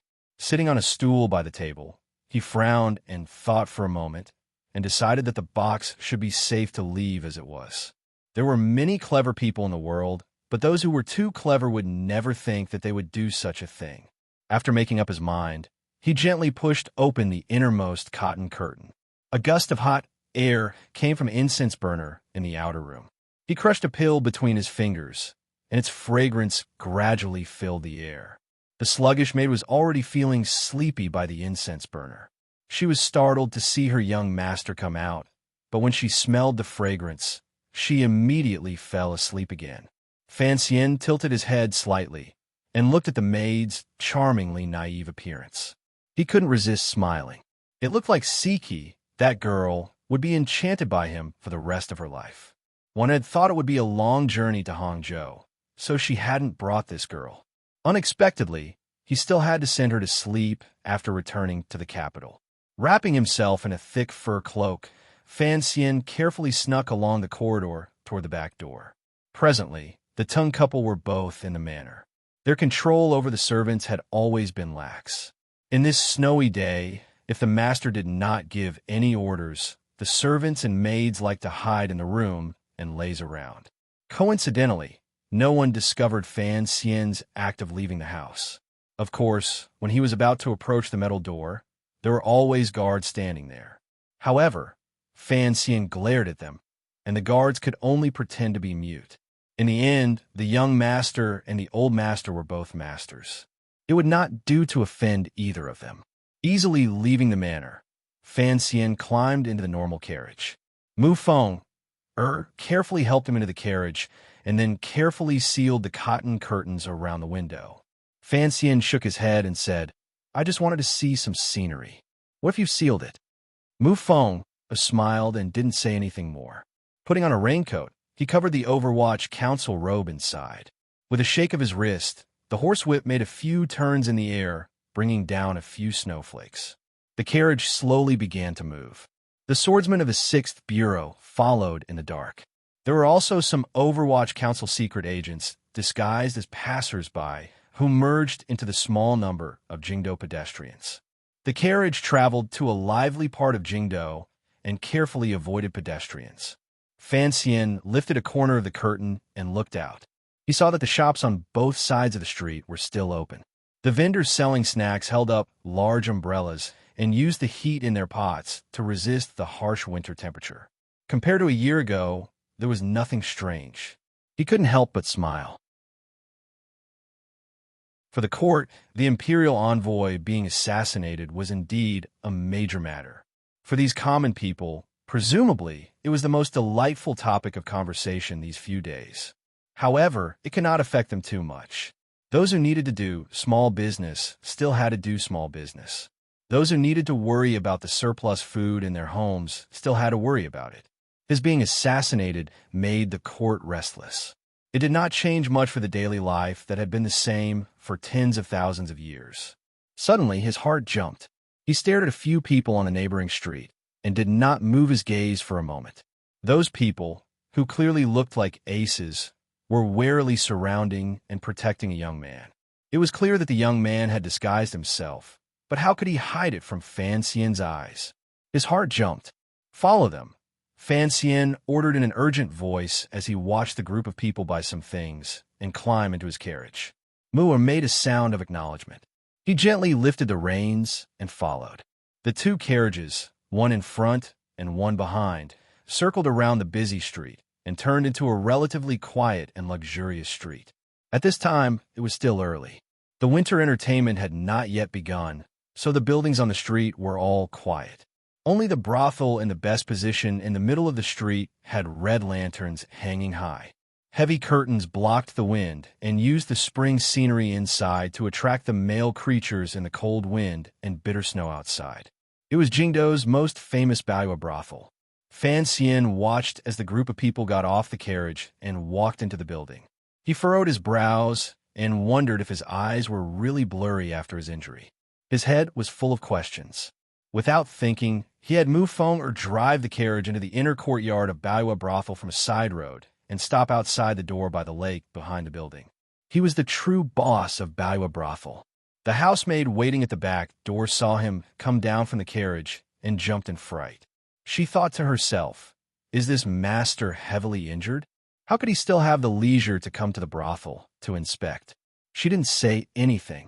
She quickly sent someone to inform the second shopkeeper, Shi and carefully led Fan Xian to the prettiest independent courtyard by the lake.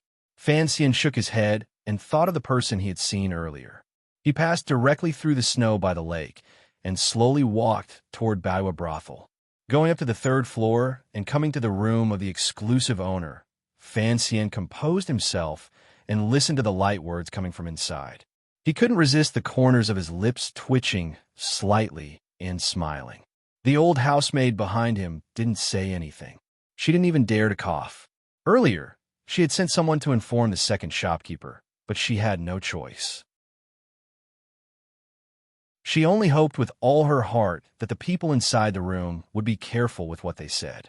After listening quietly for a long time, Fan Xian pushed open the door and entered. "Who is it?" With a hiss, the sound of a curved knife being unsheathed rang out. A heart-chilling knife intent hit him in the face. However, Fan Xian didn't hide or avoid it. He walked forward with an ugly expression. The person who had drawn out the knife wore normal clothing, but his brows were full of vigilance and steadiness. The knife had never been pulled back. Seeing that the young nobleman in front of him didn't even avoid it, he knew something was wrong and forcefully pulled the knife back. Jinshi clashed, and his face flushed red. Mu Feng who followed behind Fan Xian, also entered. He turned and closed the door. He then smiled warmly at the knife-wielding man, thinking that they would be colleagues in the future. At the same time, the group of people who had entered the room first had already abruptly stood up and surrounded Fan Xian, who was walking in front. Following this were two crisp sounds. The tea bowls in the hands of a woman and a young man fell to the ground at the same time. The two of them stared dumbstruck at Fan Xian and couldn't speak for a moment. "All of you put down your knives." The young man came to his senses first and cursed angrily at his followers. "Do you want to die?" The followers looked at each other, wondering who had come to make the big boss so agitated. Fan Xian was not agitated. He walked in front of the young man, bent 2 fingers slightly, and knocked down viciously. With a pop, a red dot immediately appeared on the young man's slightly plump face. "You want to die?" Fan Xian cursed angrily. "Who told you to come back?" The young man pursed his lips and said with great grievance, "Brother, I miss home." Everyone dared to leave the room. Even Si Ching, who wanted to defend the young man, was chased out by Fan Xian. Only then did he walk boldly to the chair in the center and sit down. Looking at the respectful young man in front of him, he didn't speak for a moment. After a long silence, Fan Xian smiled coldly and said, "The big boss is very powerful now. He has Northern Chi aces as bodyguards by his side. It looks like I don't have much of a presence as a brother." The young man in front of him was no stranger. He was the business genius who had been chased to Northern Chi by Fan Xian a year ago. He had now completely taken over the business routes of the Chui family and managed the smuggling business between the Northern Chi royal family and Fan Xian in Jiangnan. He was the second son of the Fan Manor, the one with the annoying pockmarks on his face. Fan Cija moved closer to his brother and carefully rubbed his arm. In a small voice, he giggled and said, "With money, what kind of ace can't we invite?" Fan Xian was angry and angrily scolded. "Why did you sneak back like this? Don't you know the wanted posters are still up all over the world?" Fan Cija smiled and said, "That's just a piece of scrap paper. I glanced at it at the Sanzhou gate. It has long been soaked in the rain. How could it still recognize me?" Fan Xian couldn't resist scolding. "Don't keep smiling. Tell me what happened. Why did you sneak back? Why didn't you tell me beforehand?" Fan Cija was momentarily speechless. He scratched his head for a while and then said, "In a few days, it will be Father's birthday." Only now did Fan Xian remember this matter. Looking at his brother's face, which was clearly much thinner than a year ago, he couldn't resist sighing. He thought of how he had been alone in Northern Chi for more than a year and had to deal with so many complicated matters at such a young age. It was truly pitiful. His heart softened. He couldn't bear to scold him anymore. He shook his head and said, "If you're going back, then you're going back. You should at least tell me beforehand." Fan Cija felt wronged and said, "If I was going to tell you first, you definitely wouldn't agree." Fan Xian suddenly thought of a problem and furrowed his brows. "Where is Lao Wang? He's watching you in Shanjing. Why didn't he tell me you left?" He huffed coldly and looked at his brother without saying anything. Fan Cija's eyes spun around a few times. He was slightly anxious. A moment later, he hesitantly said, "Didn't Sir Wang also come back? I followed him all the way into the past, brother. Don't blame him." Fan Xian slammed the table and roared angrily. "This old shameless fellow also came early? Why didn't he tell me? You guys are truly rebelling. You dare to hide everything from me." Fan Cija trembled and didn't dare to say more. He knew that if this brother of his was truly angry and hit someone, he could really bear to use his foot to kick them. "Since you're back, why didn't you go home?" Fan Xian furrowed his brows and asked. Fan Cija was slightly startled. Immediately after, a glimmer of ruthlessness rose to his face. "Brother, as soon as I entered the capital yesterday, I heard about that matter. I was afraid that going home right now would cause you trouble. Also, the court still hasn't found anything, right? I wanted to see if there was any news from Baliwa Brothel, so I stayed here first to see if I could help you." Fan Xian had actually overheard these words from outside the room. Hearing it from his brother's own mouth now, he was even more moved. He gently patted his head and sighed.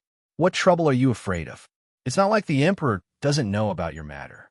Who would dare to do anything? Come home with me in a bit. As for news of Baliwa Brothel, if I need it, I will have someone come ask. You are a proper businessman. Don't get involved in these things." He couldn't resist glaring at his brother again and said, "Don't think I don't know what you're thinking in that head of yours. You're afraid that I'll scold you directly when you come home, so you want to do something to make me happy. Don't play this game with me. Use this on your parents. We haven't seen each other for over a year. Don't think about how Aunt Lou misses you. How can you bear to stay outside? If this matter goes up, see how your mother will deal with you. I won't ask for leniency." Fan Cija nodded his head in grievance. He thought to himself, "It's all because of your accumulated power that I'm afraid of approaching the manor and not knocking. You've grown a bit taller." Fan Xian looked at him with a smile and patted his shoulder. After not seeing him for a year, his heart was also excited and happy. "You've also grown a bit stronger. Looks like you've been doing well in Northern Qi." Fan Xizha was just about to complain and tell on his future sister-in-law when he heard the sound of knocking on the door. This knocking sound was very gentle and careful. It was like crying and complaining, like the pain of losing a father. Fan Xian laughed coldly. "Get your ass in here. You're a supporting character. Don't pretend to be sorrowful here. I've read all the book reviews seriously. Some are very interesting, but the new versions have been refined. I'm really not familiar with them. Everyone, wait for a while. It's probably because I'm too lazy. I've been drinking too much these past 2 days." To be continued. If you want to know what happens next, please go to www.qidi.com. There are more chapters. Support the author. Support the original reading.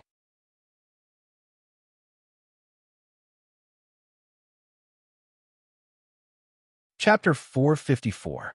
The unknown sidekick, Wang Qinian, pushed open a crack and flashed in. The 40-year-old old man was as nimble as a 14-year-old child. His attitude was humble, but the wandering gaze that occasionally flashed through his eyes betrayed the fear in his heart. Fan Xian had been incomparably happy to see him, but when he thought about how this guy had brought Xizha back to the Qin kingdom behind his back and hadn't even secretly reported it, he felt a sliver of anger in his heart. He turned his head and continued to frown at Fan Xizha. Presumably, the news of you in Shangjing couldn't be hidden from anyone. There was Wei Hua's brocade guard there to protect you. Yet, after returning home, you have to be even more careful about your personal safety. You have to be cautious. Like today, you took your attendants out on the streets. Although you were disguised, you, little tyrant, know many people in the capital. Then there are your attendants. I know you hired a group of Northern Qi aces, but he was a bit angry at his brother's carelessness. You still had those curved knives hanging from your waist. Only a blind person would not be able to tell they were Northern Qi people. I say, your talent for business is something that even the shopkeepers of Qingyu Hall admire greatly. How could you be so careless with these little things? To the side, Wang Qinian wanted to interrupt, but he didn't dare to speak. Fan Xizha glanced at the little old man with sympathy and carefully explained, "I used the identity of a Northern Qi merchant group." Fan Xian didn't pay attention to his explanation and coldly said, "In any case, coming back without permission is your problem." Looking at his brother's back, Fan Xizha rolled his eyes and came up with a plan. He chuckled and said, "If we're talking about acting on your own, big brother, I heard that you were injured quite badly in that valley. I think father would definitely not allow you to go out and wander around. Why did you see me on the street?" Fan Xian stopped and didn't know what to say. He huffed coldly and let it go. Shortly after, he said evenly, "Let's not talk about that. It's good that you're back. I haven't seen you for over a year. I really do miss you." Fan Xizha sighed and sat by Fan Xian's side. Hugging his arm, he complained, "I've been taking care of business for the second half of the year. Although it's annoying to argue with those Northern Qi people and split profits, I've always been doing what I like. You don't know about the first few months, the scene of a snowy night, a stone mill, a donkey, and beans seemed to appear before the young man's eyes." He said with a trembling voice, "That's not a life for humans." Fan Xian suddenly realized that Haidang had long since returned to Shangjing. He couldn't help but laugh. "Are you in a hurry to run away now that she's back in Shangjing? How can you be so timid?" Feeling wronged, Fan Xizha said, "Brother, not all men in this world are as good as you. You can deceive any kind of girl. I don't want to look at a tigress like Haitang." Fan Xian laughed heartily and asked a few more questions about his brother's life in the north. As for official business, the two of them had talked about it countless times in the letters they had exchanged. He was too lazy to ask again. He just listened to his brother talk about his life in Shangjing and how he, at such a young age, came and went in and out of Shangjing's manners and nobility. Especially when he heard that Fan Xizha had become a frequent guest of the Marquis of Changningho's house and often competed with Wei Hua's father in drinking. Fan Xian couldn't help but laugh. He thought that the old man's body might not be able to withstand the drinking battle between the two of them. Thinking of the old man in Shangjing, his gaze fell on the unusually quiet old man beside him. Fan Xian's mood had been good for a long time. He looked at Wang Qinian with a warm smile. His thin lips opened slightly, and he said quietly, "Sir Wang, I trust you have been well." Anyone who had interacted with Fan Xian knew that when Sir Fan Jr.'s smile was at its warmest, it was when the evil fire in his heart burned brightly. At such a time, no one wanted to provoke this good-looking young man. As Fan Xian's confidant, Wang Qinian knew his temper well. Seeing the smile at the corner of his lips, his heart trembled. With a pained expression, he said, "Sir, spare me. When did you get here?" Fan Xian picked up the teacup next to him and took 2 sips to moisten his throat. He noticed that the teacup had the fragrance of rouge, and only then did he realize that it had been drunk by Si Qing. He frowned slightly and switched to his brother's cup. But then he thought of something else.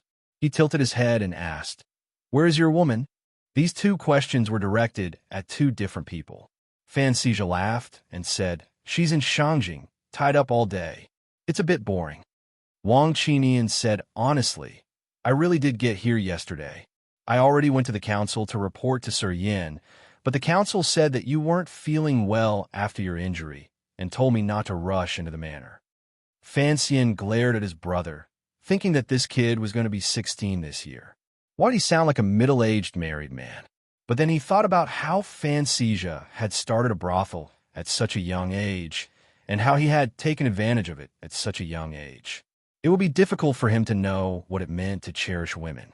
He frowned and asked Wang Qinian, "You should know the arrangements for your return." Wang Qinian straightened his body and laughed. "I heard that you wanted to take over your position in the first bureau. I won't do it." Fan Xian was startled and opened his mouth to scold him. Even the director guessed that you would say that. That is the only brothel out of the 8 bureaus. If you don't take over such a good position, how can I rest assured? You've been in Northern Qi for a year and a half. Your seniority and experience are all here. If I don't let you go, the others in the council will probably think otherwise. Wang Qinian thought for a moment and then said seriously, "Sir Mu is good in the first bureau. As for me," he shook his head and sighed. "I'm an old man with a wife and daughter at home. I thought I would slowly spend the rest of my life in the council yamen until I died of old age. I didn't expect you to bring me out. These few years have been stressful and exciting, but I still feel that it is more comfortable working by your side." Always by my side, Fan Xian muttered to himself. He also liked the fact that the Qinian unit by his side was managed by Lao Wang. During these 2 years, the Qinian unit was first given to Deng Ziyu and then to Su Wenmao. In the last half year, it was basically Hong Chongqing who was in charge. These 3 people were all very observant and sensitive people, and there was no problem with their loyalty to him. However, Fan Xian always felt that it was not as happy as when he first entered the capital. He gazed at Wang Qinian and said with a slight smile, "It won't always be calm.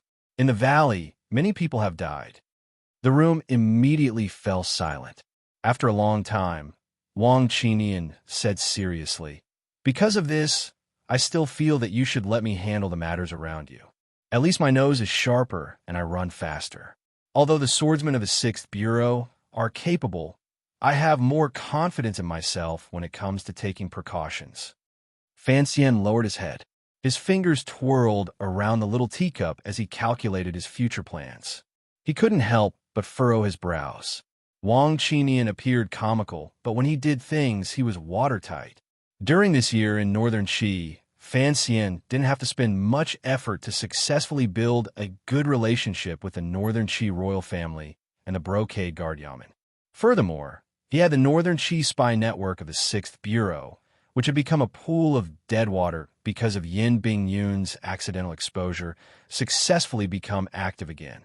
The smuggling of the Jiangnan Palace treasury to Northern Qi and Fan Xian's understanding of Northern Qi's movements all relied on this wizened old man in front of him. These matters all proved Wang Qinian's abilities.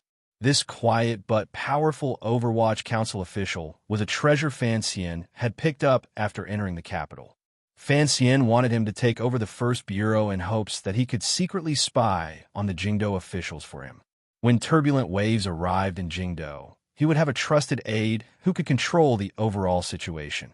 If Wang Qinian only returned to his side and became the head of the Qinian unit, in Fan Xian's opinion, it would be a waste.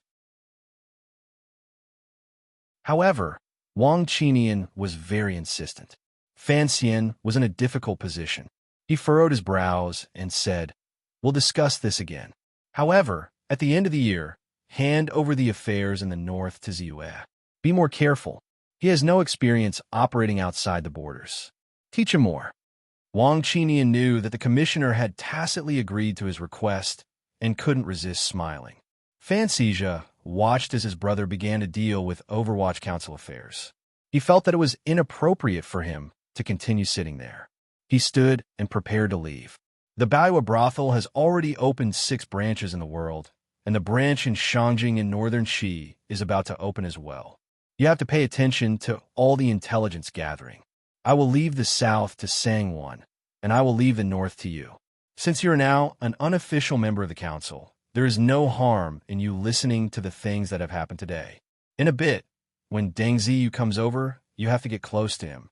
Although he is my subordinate, in the coming year in northern Xi, the two of you have to work together. You cannot be too self-conscious. How about that? You can't be too self-conscious. How about that? This was Fan Xian's most pressing thought after the attack in the valley. He had to build up his own intelligence system. This system didn't need to be too big. It needed to absorb nutrients from the big tree that was the Overwatch Council. Otherwise, once the Overwatch Council became mute and closed itself off, Fan Xian was worried that it would be like the valley and he would once again become blind. As he spoke, there was a knock on the door. The person who came was using the Overwatch Council's standard method of reporting to a superior. Fan Xian smiled and made a sound of acknowledgement. Deng Ziyu, dressed in a black robe, pushed open the door and entered. He knelt on one knee in greeting to Fan Xian. After he rose, he looked at Wang Qinian to Fan Xian's side and said excitedly, "Sir Wang, you returned to the capital?" Back when Fan Xian had formed the Qinian unit, he had only picked Wang Qinian. The subordinates after that had all been personally picked by Wang Qinian. Deng Ziyu was the first person Wang Qinian had picked into the group, so he had always viewed Wang Qinian as a teacher and a superior. Suddenly seeing him today, he couldn't help but be happy. "All right," Fan Xian smiled. "There's no need to talk about parting in this building today. We'll talk about the arrangements after they've settled." He paused and then asked, "How many more days until Wan and the others arrive?" 3 more days, Deng Zi replied calmly. "There are Tiger Guard swordsmen accompanying them all the way.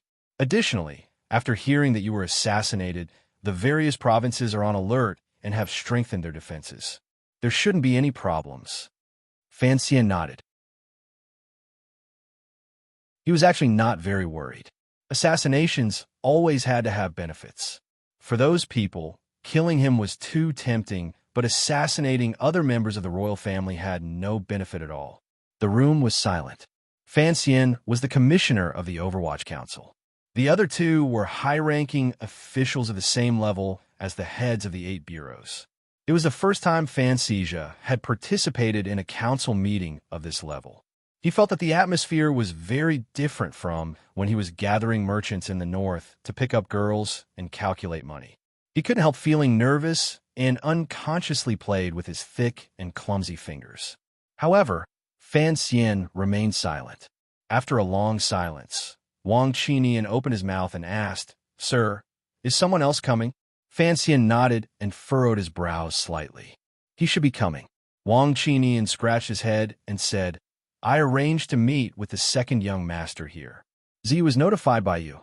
Who else?" Fan Xian smiled and said, "Right now, all the powers in Jingdo know that the Baiwa brothel is my territory. I don't know how many eyes are watching this place. What we are talking about here, I'm afraid it will soon spread to the various manors. That kid will not relax his watch on this place." He slowly lowered his head and said, "Since he knows I am here, Why won't he come?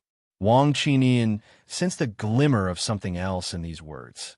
After a long time, a steady knocking sound rang out for the third time that day on that quiet wooden door. A young man pushed open the door and entered. His clothes were whiter than snow. His brows were cold and frosty, and the coldness of his entire body suppressed the fluttering snow outside Baiwa brothel. Fan Xian sighed in his heart. The gloominess between his brows was swept away. His face broke into a smile. You came quickly. The white-clothed man didn't want to joke with him and coldly said, Sir, as the commissioner with full power of the Overwatch Council, you should know that your life is not just your business alone. At this moment, everyone in the room quickly rose and bowed. Greeting, they said, Greetings, Sir Yin. The person who came was Fan Xian's brain, the always icy Yin Bingyan. The 5 people in the room were all powerful figures of the Overwatch Council's new generation. Strangely, these 5 people were also the key figures who had clashed head-on with the Second Prince a year ago because of the Baiwa brothel matter. On the night Fan Xian chased Fan Xija out of Jingdo, these 5 people had all been together. Other than the Black Knight Jingge, who was far away in the camp outside the capital, Su and Mao, who stayed in Jiangnan to deal with palace treasury matters, and the Mu uncle and nephew outside the room, as well as Hong Chongqing, who was keeping records in the council. This room was all of Fan Xian's direct subordinates in the Overwatch Council. Everyone sat down. Fan Xian gazed at Yin Bingyun with a not-quite-there smile. Using his index finger to rub between his brows, he said 3 things. Everyone listened quietly. Even Yin Bingyun clasped his hands together slightly. First, the emperor has summoned 14 young officials into the palace, Fan Xian said calmly. The court wants to change a batch of blood, but I don't know how much of a commotion it will cause. By tomorrow, send the files and information of these 14 people to me. Those who can be controlled, immediately begin to control them. For those who cannot be controlled, find out the illegal things they did when they were still wearing open pants. We also have to think of a way to control them. Wearing open pants, naturally, they had to dig deep into the deepest parts of the officials' souls. Everyone in the room was silent. They felt slightly uneasy.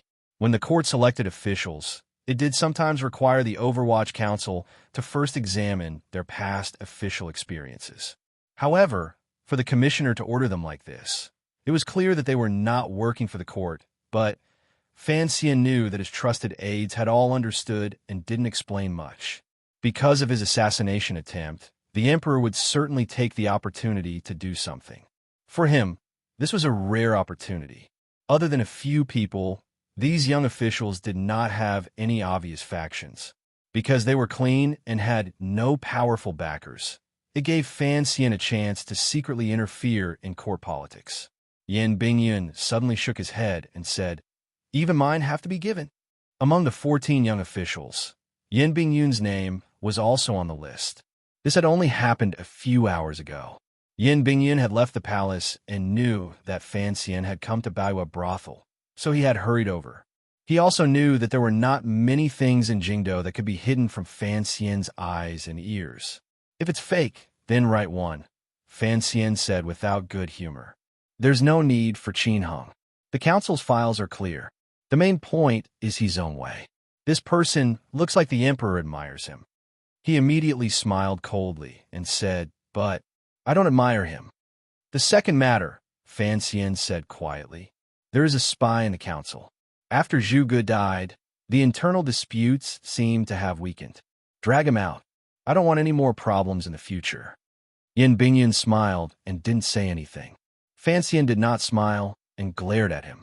The third matter, he looked at Yin Bingyun and said, Prepare some paper and prepare to wipe the council's mess. I'm going to kill a few people. Kill who? Yin Bingyun met Fan Xian's forceful gaze and calmly asked, If it is a high-ranking official, I object. After the assassination this time, the emperor can no longer tolerate it. If you act rashly, it will not help matters. Fan Xian lowered his head slightly. His palm unconsciously rubbed the head of his brother beside him. Raising his head, he said, Killing is not the goal. It is also not a method to obtain some kind of benefit. It is only a kind of warning and provocation. Presumably, you know a little about Director Chen's intentions. You should know that adding a little more fuel to the fire at this time is good for the bigger picture. The other people didn't understand and didn't know what Director Chen meant by the bigger picture. However, Yin Bingyun felt bitterness in his mouth. He forced a smile and said, "If you want to mess around, then mess around. It's just very childish revenge and venting anger. Don't tie it to the bigger picture."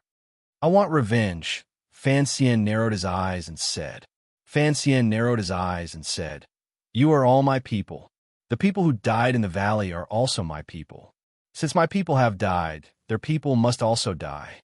In the end, he gave orders to his most trusted subordinates. "The day before Wana returns to the capital, I will hold a banquet in Baiyue brothel. I have invited the crown prince, the great prince, the second prince, Qin Hung, and the 2 deputies of the Bureau of Military Affairs. Prepare." Governor Yin? Wang Qinian noticed that Fan Xian had left out an important figure in the eldest princess's faction and reminded him. To be continued. If you want to know what happened afterwards, please log on to www.qijian.com. More chapters. Support the author. Support original reading.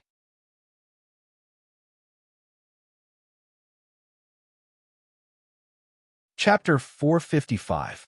There's no need. Fan Xian shook his head and sighed. Losing his son at an old age, I'm afraid this super ace will go crazy when he arrives and slaughter the royal family in this brothel. How will I explain it to the emperor then? Everyone in the room felt their hearts skip a beat. They understood the meaning behind Fan Xian's words. These people were Fan Xian's trusted aides, so they knew what kind of tenacious and gloomy heart the commissioner had under his gentle exterior. Naturally, they did not think he was being facetious. Yin Bingyun finally could not suppress the shock in his heart. He raised his head and asked, "Is it necessary?" Fan Xian nodded calmly. His index finger was still rubbing between his brows, as if he wanted to rub away all of the gloom these days. Danzhou is good, Jingdou is difficult.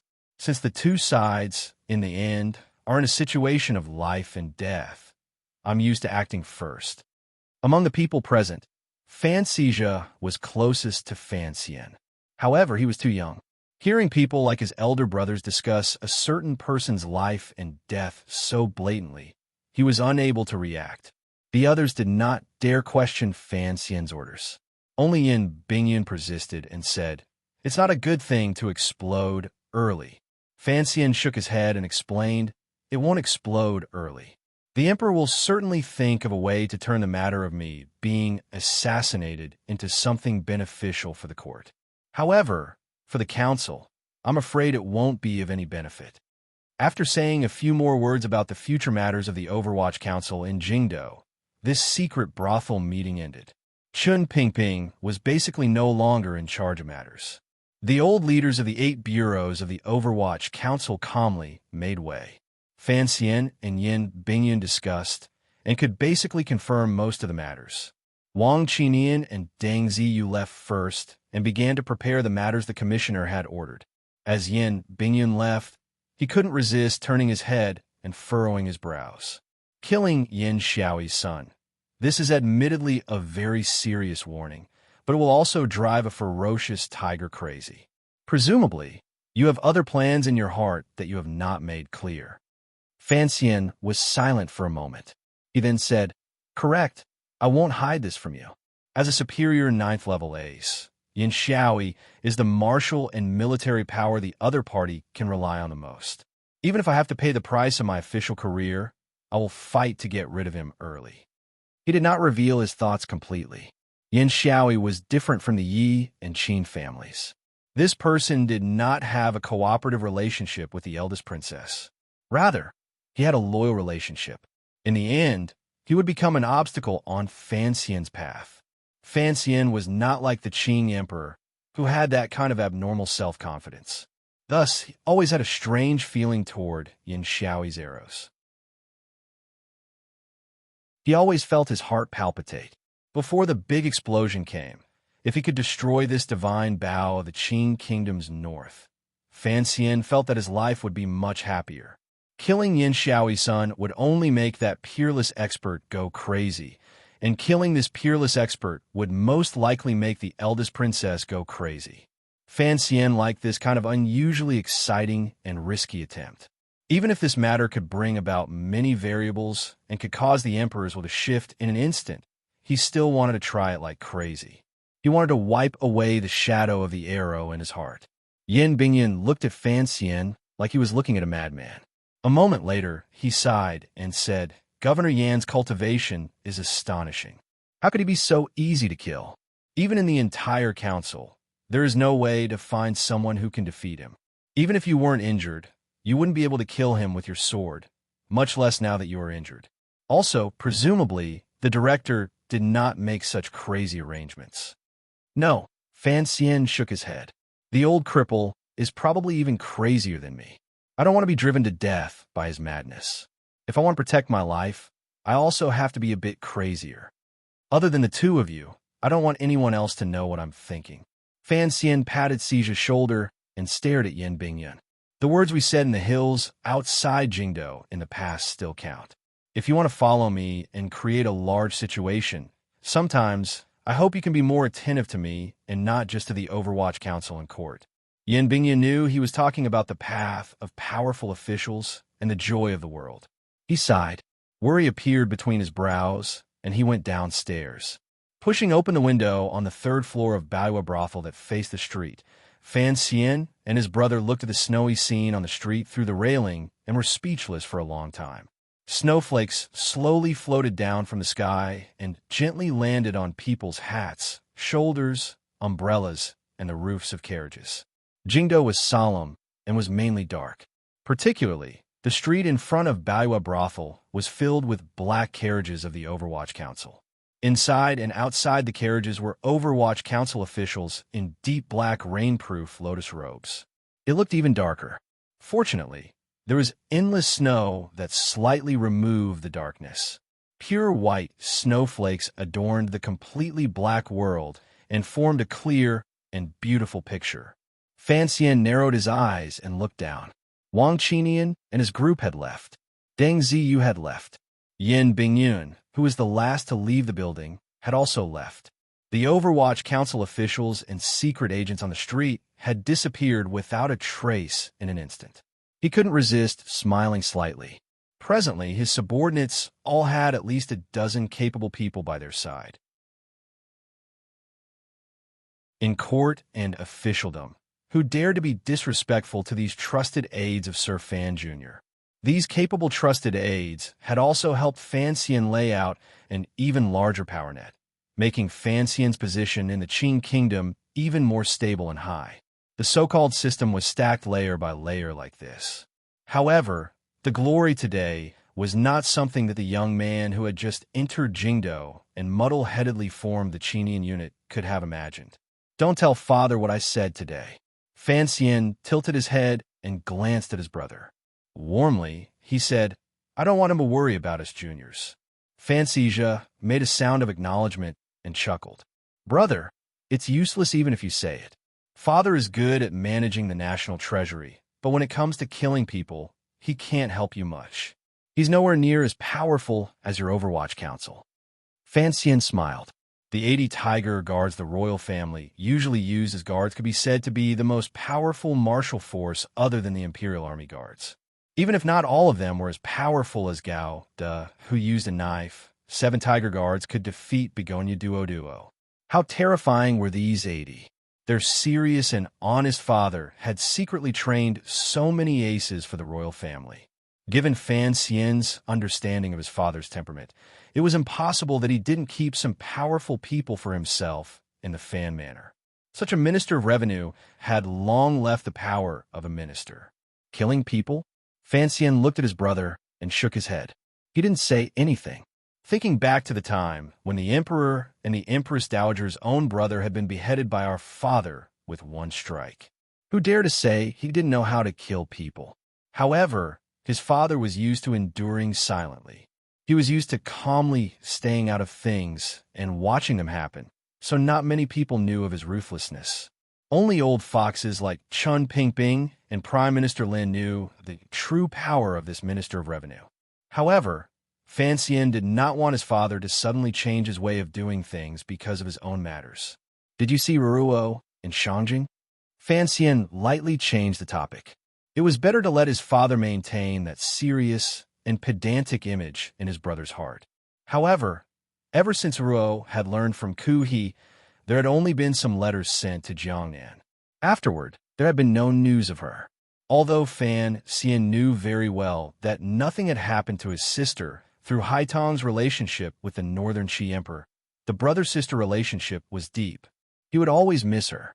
I've seen her a few times, Fan Xian said with a smile. She is studying medicine with Imperial Advisor Ku He and has some fame in Shangjing. However, I heard that she went to Shi Mountain to gather herbs in the second half of the year. She is cultivating in the mountains and hasn't come back. Fan Xian laughed coldly and scolded, Ku He, that old bald donkey, is truly shameless to the extreme. In the original agreement, I didn't give them anything less, yet it's just to teach Ruruo medicine? Does she need to learn medicine from him? With me or Sir Fei? Which one isn't better than him? He just doesn't want to pass on the heart of Tianyi Dao to my sister, yet he's found all these excuses. He spoke angrily, but Fan Xian listened to him with shock. Although this kid was also a troublemaker who feared nothing but his brother's big feet, he had lived in Northern Qi for a long time. He had long been infected by the Northern Qi people's godlike reverence for Imperial Advisor Ku He. Hearing his brother repeatedly call him a bald donkey, although he didn't know what the allusion was to bald donkey, presumably, it was an ugly thing to hear. He couldn't help but feel a bit scared. He thought to himself that his brother was indeed the most daring and confident person in the world. Although Ku He had been secretive, the exchange of students this time had been an accessory to the escape marriage. Fan Xian did not expect his sister to be taught by Ku He to become a second Begonia Duo. Additionally, the supreme heart of Tianyi Dao had long been secretly given to Fan Xian by Duo, who had turned outsiders. He no longer verbally humiliated the untrustworthy Northern Qi higher-ups. Instead, he furrowed his brows and said, I've checked the file for the aces you recruited in Northern Qi. Although their backgrounds are clean, and they have always been hidden in the wilderness, you have to be careful. I think the Northern Qi royal family must have placed a few spies at your side. The so-called clean backgrounds referred to the Northern Qi aces with curved knives at Fan Xian's side. They did not have any official or brocade guard backgrounds. Fan Xian nodded. Although he still had a smile on his face, a cold light flashed through his eyes.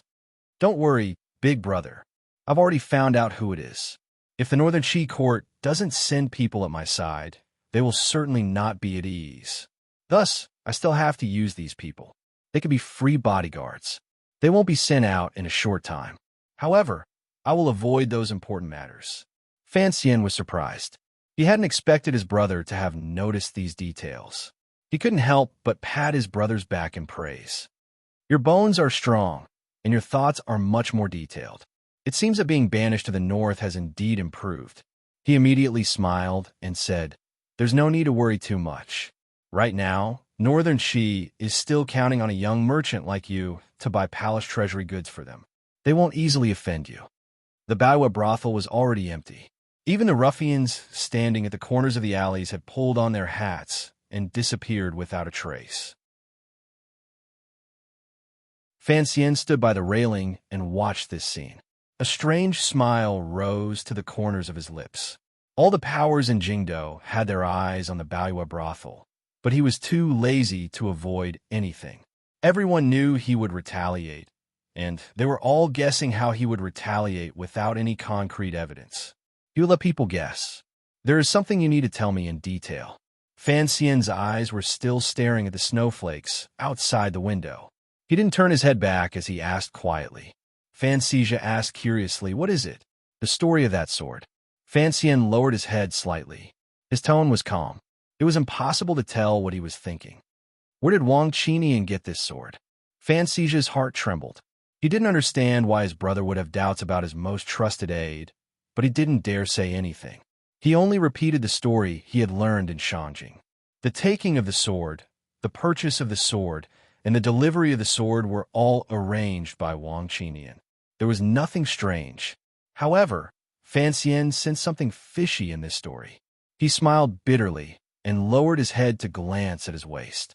There was nothing there. The emperor's sword that the emperor had given him was not convenient to carry around. Listening to you, there's a very interesting detail. He shook his head and sighed. The news has been out for so many days. Even if Wang Qinian had your silver help him, it would still be impossible for him, a Qing person, to buy this sword. Although tens of thousands of liang of silver is a lot, it can't compare to the hot-bloodedness of the Northern Qi people. This is the sword of the Wei Emperor. How could the Northern Qi royal family let him buy it? Lao Wang has been stable all his life. It's just that he likes to flatter me too much. Why didn't he think of this? Fan Xi's eyes spun a few times and said curiously, "Brother, you mean to say this sword was purposely released by the Northern Qi royal family and was given to you through Sir Wang's hands?" Fan Xian nodded. Fan Xi didn't understand and said, "Why is that?" Fan Xian turned around and patted his brother's shoulder. The two brothers sat back at the table and drank a few mouthfuls of tea before he explained, "Using the sword to separate people. Although it won't be of much use right now, and Northern Qi wouldn't want me to lose my position in the Qing kingdom right now. This is a kind of attitude and foreshadowing. Accumulating over time, one day, it will reach a critical point," he mockingly said. "The little emperor of Northern Qi is not simple. In these 2 years, he has quietly taken power step by step from his mother's hands. He has yet to cause any major tremors in the Northern Qi court. This kind of monarchical scheming is not much less than that of our emperor. To deal with someone like me, of course, he has a long-term plan in his heart. This sword is only the beginning." Sowing dissension had always been a small path in history, but it was also a trick that had been tried and tested time and time again. Because people were often suspicious, the black veins on the surface of the emperor's heart were densely engraved with question marks and exclamation marks. The Wei Emperor's sword from Northern Qi was by Fan Xian's side a great taboo. If he had not handled it appropriately and acted quickly to send the sword into the palace, who knew what the Qing emperor would feel in his heart? Fan Xi clicked his tongue and sighed. Politics is indeed complicated. Although my departure from Shangjing was secretive before I left, the Northern Qi emperor summoned me into the palace and had me bring a message to you. Presumably, he knew I would be making a trip back home. Fan Xian furrowed his brows and asked, "What message?" "Looks like it is not a normal color. The color depends on his ice and snow." Fan Xi looked at his brother's handsome face and said enviously, "It's these 2 lines of poetry. It looks like the emperor's great love for the story of the stone is indeed not a lie. Every time he enters the palace, he always brings the topic to you. There is an indescribable love and respect." Fan Xian laughed in spite of himself. These 2 lines were from a section in The Dream of the Red Chamber about the red plum blossoms. In itself, it could not be considered outstanding. However, the Northern Qi emperor had traveled thousands of li to give this poem to him. The hidden meaning was difficult to fathom. He turned his body to look at the wind and snow outside the window. Shaking his head, he smiled and said, "The Northern Kingdom has ice and snow. The Qing Kingdom also has ice and snow. Let's forget about this invitation." The conversation had come to an end. However, a faint worry welled up in Fan Xian's heart. He didn't know why the Northern Qi emperor regarded him with such favor. He knew he was the illegitimate child of the Qing emperor, yet he still did not forget to incite a rebellion. Why did this seemingly impossible mission make the emperor talk about it so enthusiastically? Could the other party truly guess his thoughts, the story of the past, and the present situation, and rush to stand at the city gates to welcome him with a smile? When Fan Xian returned to the manor, he couldn't avoid being scolded by his father again. Sija's safe return made Lady Lu overjoyed. Tears streamed down her face. Although Minister Fan was angry at his 2 sons' audacity and ordered Fan Xi not to leave the manor and had everyone in the manor keep quiet, the comfort between his brows could not be hidden from Fan Xian's eyes. After a while in Baiwa brothel, the Fan Manor was immersed in a war mood. The Overwatch Council had already begun to move. Yin Bingyun coldly narrated the matter of the investigation into the attack in the valley at the council meeting. Although he did not have any specific suspects, he did not avoid pointing to the military. Thus, he requested that the entire council use its power to begin combing through the human traffic in Dingzhou and Sangzhou over the past 2 months. This proposal was a bit strange. Without the emperor's explicit edict, the Overwatch Council had no power at all against the higher-ups in the military. Yin Bingyun's proposal seemed to be purely to make the seemingly peaceful life in Jingdou livelier. However, Sir Yin Jr. had the powerful support of Chun Pingping and Fan Xian, as well as the help of a few elders. Additionally, all of the council officials and secret agents held a grudge against the attack in the valley, so they did not oppose it. Strangely, the palace also did not say anything. Wang Qinian returned to the Qinian unit. He did not immediately take over Deng Ziyu's position. His people and subordinates disappeared into Jingdou. No one knew what they were going to do. Only the first bureau, which Fan Xian still personally managed, was relatively lively. After a full year and a half of open action, the position of the first bureau yamen in Jingdou was no longer as awkward. The people of Jingdou had also gradually gotten used to seeing the notices on the wall outside the first bureau yamen. For example, yesterday he had caught the corrupt official, and today he had found a parasite in a certain department. After Fan Xian had cleaned up the first bureau, these kinds of shady and private matters of the court were openly posted. The people of Jingdou often read them like they were reading a legendary crime-solving novel.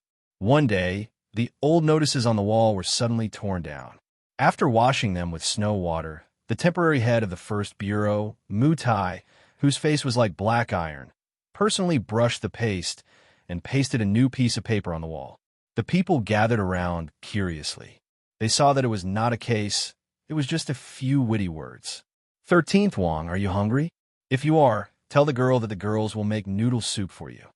The people looked at each other and thought, what is the Overwatch Council, or rather, Sir Fan Jr., who had just been assassinated, playing at?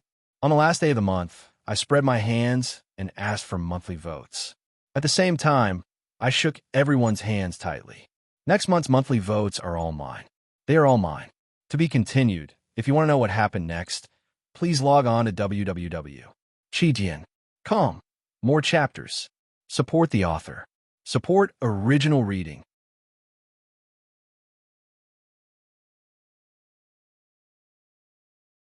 Chapter 456. Many years later, when Wang Shi, the 13th disciple of the Sword Hut, stood in front of that group of riders, he would certainly think of that bright afternoon when Sangwon had taken him to choose a girl. He would feel the same helplessness and headache. At that time, Baiwa Brothel was already the #1 money-squandering establishment in the world. The courtyards were like the residences of the princes and dukes, distributed on the 2 sides of the thin lake behind the building. There was thin ice on the lake, and on the ice was snow. In the snow, there were countless dark red flower petals blown off the winter-sweet branches by the lake. Yes, it was like blood and snow, cold and incomparably hot, just like the thoughts of the young noble who wrote the notice. But this was more like a bowl of noodle soup. The white and tender wastes of noodles floated in the beautiful noodle soup. The dozen or so dried peppers that had been cut open with scissors were bright red, stimulating the diner's eyes, heart, mouth, and nose. Wang Shi took a deep breath, rubbed his nose, and shook his head with some sadness. He placed his chopsticks on the table twice, pierced through the broth, and picked up a chopstick of noodles. He ate carefully and elegantly. He ate very politely, but his speed was very fast. In a short while, there was only white broth left in the bowl. Without stopping, he picked up the bowl and drained it in one gulp. Sangwon, who had accompanied Deng Ziyu back to the capital from Suzhou to report on his orders, looked warmly at this fortune-teller. Although she didn't know why the official had made such an arrangement, she was certain that this fortune-teller was not an ordinary person. He was indeed extraordinary. He was very good-looking, with thin lips, sword-like eyebrows, and a pair of gentle and spirited eyes. There was a sense of tranquility about him, and even when he was drinking the noodle soup, he still looked very attractive. Sang Wonjio had been a bystander for a long time in the romantic scene in the capital. She knew that eating noodle soup was the most uncultured aspect of a person. Of course, she did not think that there was anything to look down on when those boorish men ate noodle soup, noodle soup, noodle soup, noodle soup, noodle soup, noodle soup, noodle soup, noodle soup, noodle soup, noodle soup, noodle soup, noodle soup, noodle soup, noodle soup, was as elegant as reciting poetry. Wangshi placed the bowl of noodles on the table, furrowed his brows, and sighed. His brows, eyes, and breathing were full of self-deprecation and helplessness. He turned to Sang-won and looked at this woman who had a slightly broad jaw but looked exceptionally gentle. He said evenly, "Where's the girl you picked for me? Between the young lady and the broth, you can only choose one." For some reason, Sang-won felt that the young man in front of her was very cute. She smiled and said, "Since you've chosen the noodles and the soup, you can forget about this girl." Wangshi said with a bitter face, "Even if it's a part-time job, you still have to get paid." Sang-won calmly said, "You are not here to work for Darren." Wangshi suddenly quieted down. A moment later, he said in a soft voice, "I've already drunk this noodle soup. I just don't understand. With Miss Sang's status, why would she personally make a bowl of noodle soup for me?" Sang-won was slightly startled. She immediately smiled and said, "Director Chun likes the noodle soup I make." When Wangshi heard that person's name, he couldn't help but be startled. His countenance changed as he said, "This is my good fortune." Sang-won bowed slightly and finally said, "I just want to let you know one thing. Although the broth is too hot and you can't drink it in a hurry, if you wait for the broth to turn cold, it won't taste good." The young lady didn't know what these words meant. She only followed Fan Xian's orders and lightly said this. Wangshi knew very well what these words meant. At the beginning, the agreement said that before he entered the capital, he had to bring the little archer's head to Fan Xian. Now, Fan Xian had been recovering in Jingdo for a long time, yet there had been no movement from him. Furthermore, there was the attack in the valley. The handsome young man sighed again, with unspeakable sadness and sadness. With a flip of his hand, he picked up the green banner by the table and muttered, "But I really don't like killing people." Sang-won didn't say anything more. She had no idea about the details of this matter. His meeting with this fortune-teller, who called himself Tai Xiong, was purely because Fan Xian wanted to borrow her eyes, which had seen many things, to see just what the other person's personality and character was like. Very true and very pure. This was all that Sang-won saw from his eyes. Wangshi shook his head and sighed. Like an old man, he bent his body and walked out of the courtyard. When he reached the door, he suddenly tilted his head and asked with confusion, "Calling me here? Are you not afraid that someone will suspect you?" "You are intelligent. That is why you came to find me," Sang-won calmly said. "It is precisely because you are intelligent that you know how to avoid other people's eyes and ears." Wangshi shook his head again and left Baiwa brothel. Sang-won returned to her room and sat quietly for a long time. The door to the courtyard was pushed open. A man came in with furrowed brows and asked, "Won-er, you just came back yesterday. Why do you come to this brothel again?" This man was none other than the protector Fan Xian had sent flying with one palm when he had visited Baiwa brothel that night. This Jianghu man was infatuated with Sang-won, so he always had a sense of disgust toward Baiwa brothel. Sang-won raised her eyes to look at him and smiled slightly. Although she was moved by this person's infatuation, she could not allow him to know all the details related to the commissioner. She smiled and said, "I am now the shopkeeper of Baiwa brothel. If I don't come here, where else would I go?" The man looked at the big bowl on the table and smelled the faint fragrance coming from inside. Involuntarily, his brows relaxed, and he chuckled. "Make me a bowl to eat too. I haven't eaten in a long time." Sang-won glared at him and said, "I don't have that kind of free time right now." The man said unhappily, "You make it for other people." Sang-won said without good humor, "Do you think this bowl of noodles is that good? If you really eat it, you'll probably be so upset that you want to die." At this moment, Wangshi was so upset that he wanted to die. He sat in a shop by the city gate and stared at the bowl of noodles in a daze. His incomparably soft eyes were wide open. No matter how good the noodles were, if he ate 3 meals a day, it would always make him want to vomit. Thus, he didn't touch the bowl of noodles at all. He only drank the tea beside it, cup after cup, as if he was extremely thirsty. To the side, the tea bartender looked at this fortune-teller with cold and disdainful eyes. He thought to himself that of all the things this young man could do, he had to pretend to be a charlatan. Seeing how poor he was, he could only use tea to go with the noodles. After drinking a bellyful of tea, the sun in Jingdo, where the wind and snow had already stopped, finally sank. Wang Shi picked up the green banner and coughed gently. He passed through the previously closed city gate and became the last person to leave the city today. 7 li north of the city, he stopped his steps at the top of the mountain and sat down on a large rock. Raising his head to glance at the snowy branches in the forest, he lowered his head to pick up a large handful of snowflakes and sent them into his mouth to chew. He then placed the green banner in the snow and looked at the military camp on the other side of the mountain in a daze. The Yuantai camp of the Jingdo garrison. Wang Shi suddenly tilted his head, opened his mouth, and vomited with a wah sound. This vomiting was endless. He vomited out all of the noodles and noodle soup he had eaten and the bellyful of tea he had gulped down. A clump of muddled and ugly paste was vomited onto the clean, snowy ground. It looked unusually disgusting, particularly the faint, fishy smell hidden in it. It made the nose want to cough. However, Wang Shi didn't vomit again. He only ate another clump of snow and then stared at the puddle on the ground. A moment later, he sighed and said, "What a powerful medicine to be able to raise the jinqi in a person's body to such a tyrannical realm in one day." He shook his head and sighed in admiration. This medicine had been placed in the noodle soup by Fan Xian through Sang Wen's hands.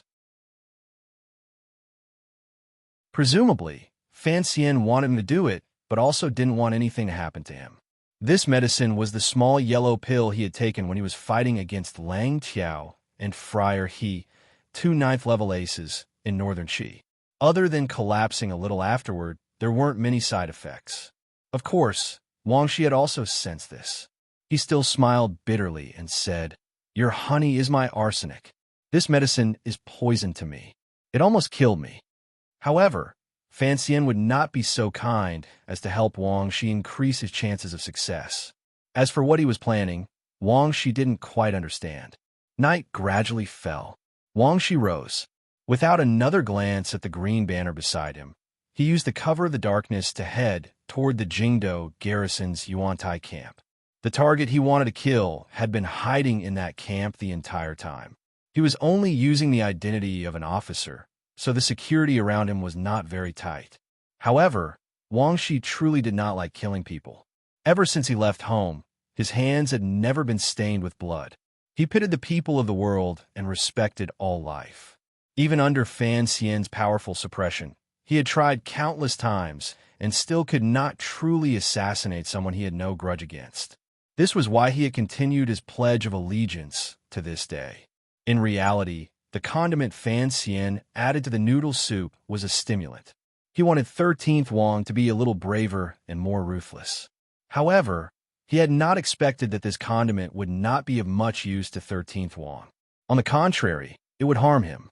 Thus, 13th Wang remained calm and merciful.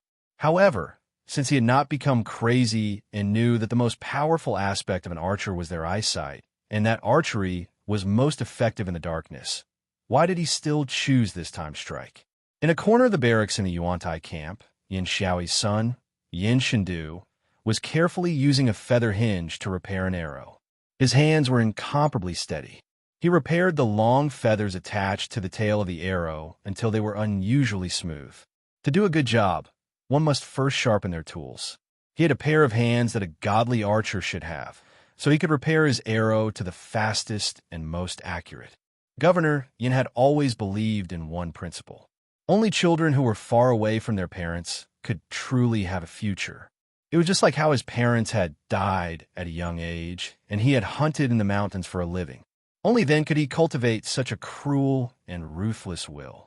Only then would he be noticed by the young eldest princess who had come into the mountains to play, and be taken out of the mountains to join the ranks.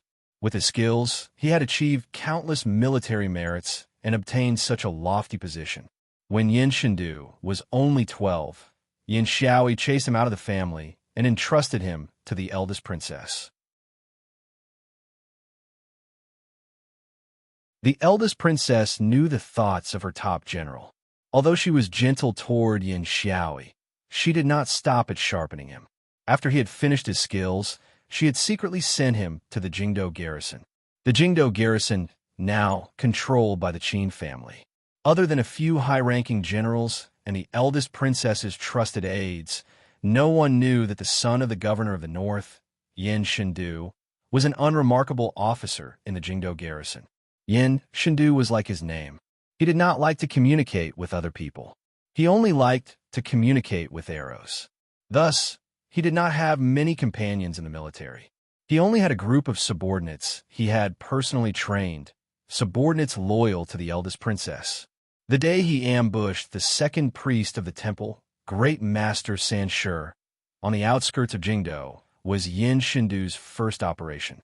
He thought the operation was very successful because he did not know what happened later. Thus, the confidence that had long been suppressed in the depths of his heart surfaced. He thought that other than his father, no one would be able to stop his long-distance attack. Even a 9th-level ace could not. The length of a weapon's effective range determined life and death on the battlefield. This was a supreme principle that Yin Xiaoyi had never forgotten to teach his son. Because of his confidence, he was arrogant and egotistical. When he heard that his father and the Jiangnan Road Imperial Envoy Fan Xian had been summoned back to Jingdo at the same time, and that the two sides were likely to fight in a martial conference that had stopped for many years, Yin Shindu could not sit still. He worshipped his father, but he actually had a glimmer of worship and jealousy hidden in his heart toward the brilliant and dazzling Sir Fan Jr. All the young people under heaven were like this, and Yin Shindu was no exception. Thus, he wanted to test just what kind of remarkable power Sir Fan Jr. had. On one hand, it was to test the other party's depths on behalf of his father. On the other hand, it was difficult to resist the temptation of being able to shoot down the world-famous Fan Xian. Regardless of whether it was for his father or the eldest princess, Fan Xian's death was, without question, a hard-to-suppress piece of honey. However, he did not act on his own because he was a soldier. He would not act on his own that would disrupt the overall situation. He had to wait for the orders of his elders. The elders had given the orders, but strangely, the person who had given the orders was the military elder who knew him very well and who he deeply respected. Yin Shindu was very confused, but he had no time to inform the eldest princess. He could only go on his way alone. He shot an arrow in the snowy night, but was blocked by the green banner. After the matter, only in the night did he helplessly discover that Fan Xian's protection was watertight. He watched in the snow forest in secret and could not find any opportunity to take advantage of, particularly as the deadly black knights were always near the Overwatch Council carriages. At any moment, they could turn the entire mountain over. Only now did he realize that he had underestimated Fan Xian and the Overwatch Council. He didn't dare to act rashly, so he kept retreating. He only shot an ineffective arrow and kept retreating. He returned to Jingdo from the valley to the Qin Manor to report, but he was not reprimanded. Returning to the tent, he sank into deep thought. The elders in the military all looked out for each other in secret. His entry into the Jingdo garrison was something that the old Qin master had nodded to. Not many people knew about it. Why did the old Qin master want him to do something that appeared to be fooling around? Then, the news of the attack in the valley came. He was a soldier, so his sense of politics was not very sharp. However, he knew that his father seemed to have been dragged down by the old Qin master. In other words, the old Qin master had also been dragged down by the eldest princess. The elders had finally huddled together. He was like a hostage that the elders did not say anything to each other, but showed their intentions clearly. Yin Shindu shook his head. He did not dislike this role-playing. He just thought that under such powerful pressure, Sir Fan Jr. shouldn't be able to live for many more days. He placed the small arrow in his right hand on the table and used his steady hands to stroke the arrow shaft. Narrowing his eyes, he measured it for a moment before nodding his head in satisfaction. Taking out the longbow at his side, he placed the slender and beautiful arrow on the string. Pulling the bow slightly, he aimed at the empty space in the barracks. His forearm moved slightly to the right. The tip of the arrow was pointed at the thick cotton curtain at the front door of the barracks. Yin Shindu's face was calm as he said, "Come out." The cotton curtain was slowly lifted. Wang Shi walked in with an apologetic expression. Under the threat of the longbow, he didn't take another step. He only stood at the door and sighed. "Sorry." Yin Shindu's pupils constricted slightly. He looked at the figure in front of him who was about the same age as him. His eyesight was startling. He had long recognized this person as the man with the green banner who had blocked his soul-stealing arrow in front of the Snowy Night family school. He knew that although his identity in the garrison was kept a secret and he didn't have many guards protecting him, for the other party to be able to pass through the layers of defenses of Yuantai camp and quietly get close to his barracks in the middle of the night, his skill was unusually high. If it had been Yin Shindu's usual habits, he would have shot the arrow on the bow long ago. For anyone who wanted to ambush him, Yin Shindu would make them lose their lives. Strangely, faced with this strange figure, Yin Shindu did not release the bowstring. He only coldly said, "Who are you?" Wang Shi slowly lowered his head and said apologetically, "I am 13th Wang. I have come under orders to kill you. It is not my wish. I am truly unwilling."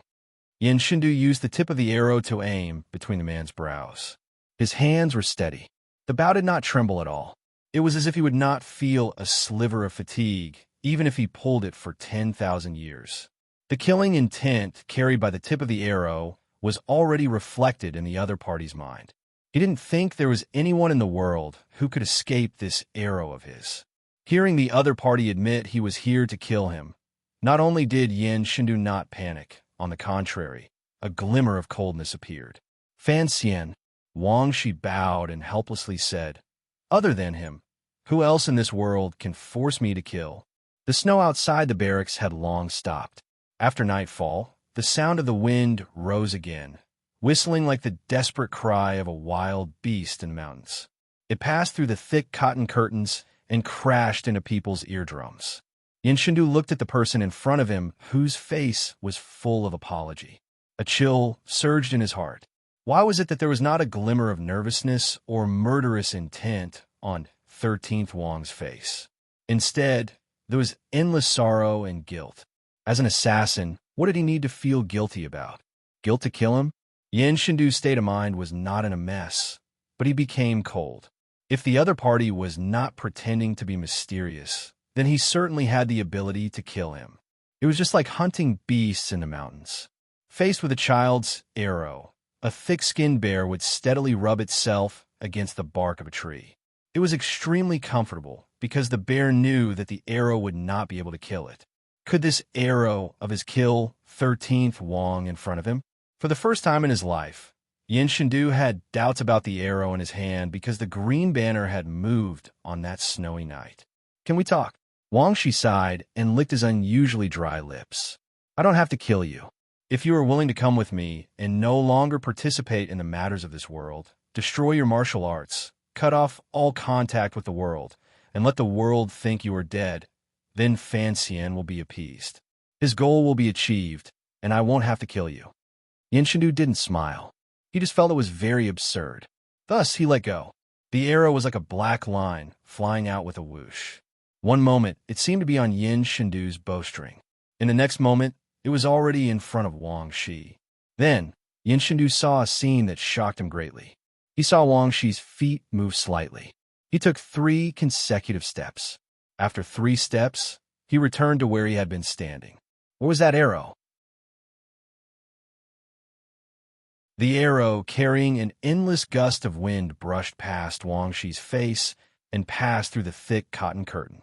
With a whoosh, it shot into the endless darkness. It merged with the sound of the wind, whistling in all directions, and could no longer be heard. It looked like 3 simple steps, but Yin Shindu's pupils had already constricted. He saw the profoundness within. To be able to avoid his swift arrow at such a short distance required not only a terrifying reaction speed, but also a matching, extremely high control of Jinchi. Who exactly was this person? Where did such an ace come from? Why would he risk his life for Fan Xian? Three questions surged into Yin Xiaoyi's mind. However, his hands did not slow at all. He had already shot out 3 arrows that turned into 3 streaks of lightning and shot toward Wang Shi's upper, middle, and lower body. He raised a small knife and flipped up. Slicing through the camp cloth behind him, he disappeared into the darkness. This series of actions and the 3 consecutive arrows had already used up too much of his energy. He didn't have the energy to call for help. Furthermore, he knew that even if the soldiers in the camp rushed over, they would not be able to save him in front of this mysterious fortune-teller. Behind the tent, Yin Shindu still held his bow, but he did not shoot. He looked at Wang Shi in front of him like he was looking at a ghost. He didn't know how Wang Shi had dodged those 3 arrows or how he had rushed ahead of him to block his path of retreat. Fortunately, Yin Shindu's eyes were sharp. He saw the fresh blood dripping down Wang Shi's sleeve. Wang Shi was injured. This reality made Yin Shindu's spirit rise. The seemingly profound footwork could not completely dodge the Yin family's divine arrows. The sky had not yet snowed. The wind whistled past, sweeping up the remaining snow on the ground. It was no different from falling snow. Wang Shi lowered his head and glanced at his blood-soaked sleeve. He shook his head and said, "I truly don't want to kill." "Then why did you come?" Yin Shindu narrowed his eyes and asked coldly. "Because..." Wang Shi gazed at the night sky above his head with some confusion. "Because I have to help Fan Xian for the peace of the world, for the balance of the entire land, for my home, or for something else. I have to help him." The peace of the world rests on one person's body? Fan Xian is not the emperor. Yin Shindu retreated to the left and bent back slightly. He placed the arrow against his quiver. As he spoke, he silently prepared. "There is no one left in my family," Wang Shi sighed. "For the peace of the world, I have to help him, so I can only let you down. But in every great era, there is always a need for the sacrifice of minor figures." Minor figure? Yin Shindu had never seen him like this. He was the son of the governor, the successor of the Yin family's archery skills, and an influential figure in the future. Right now, he had only killed the second priest of the temple. His glory had not been completely released, so how could he die? Wang Shi once again raised his head to gaze at the sky. It was as if he wanted to see through the thick clouds to the starry sky. Faintly, he said, "I hope I didn't help the wrong person." Raising his head to gaze at the sky, how could he let such a good opportunity slip by? Yin Shindu straightened his body, controlled the bowstring, and shot out 7 arrows in a row. Then, with one hand, he reached for the quiver and pulled out the last arrow. Knocking it, and shooting. 7 arrows were in front, but the arrow with the strongest killing intent was hidden at the end. Yin Shindu had never been as satisfied with his cultivation as he was today. To be able to shoot out such a number of 7 to 1 was already the peak of what he could achieve in his life. He was even a bit more valiant than his father had been in the past. With such a terrifying arrow attack, he believed that even if it was Fan Xian standing opposite him, Fan Xian would not be able to dodge it. However, he forgot one thing. Everyone's way of fighting was different. If Fan Xian wanted to personally kill him, he would certainly be very sinister. He would poison him again and again and stab him again and again. He would not give him any chance to shoot out an arrow. If it was Fan Xian who came to kill him, Yin Shindu would certainly not be able to keep his body intact. He would die a stupid and ugly death. 13th Wang appeared to be gentle and kind, but the way he chose to fight was completely different from his appearance. It was brave and terrifying. Yes, it was terrifying. Wang Shi directly pounced over, like a large bird soaring in the dark night. He spread his wings, and a strong gust of wind blew. He ignored the 7 arrows piercing his body, and his eyes shone with a keen light. His right hand reached out, and he directly caught the last terrifying arrow. With a number of puffs, the arrows pierced through Wang Shi's body.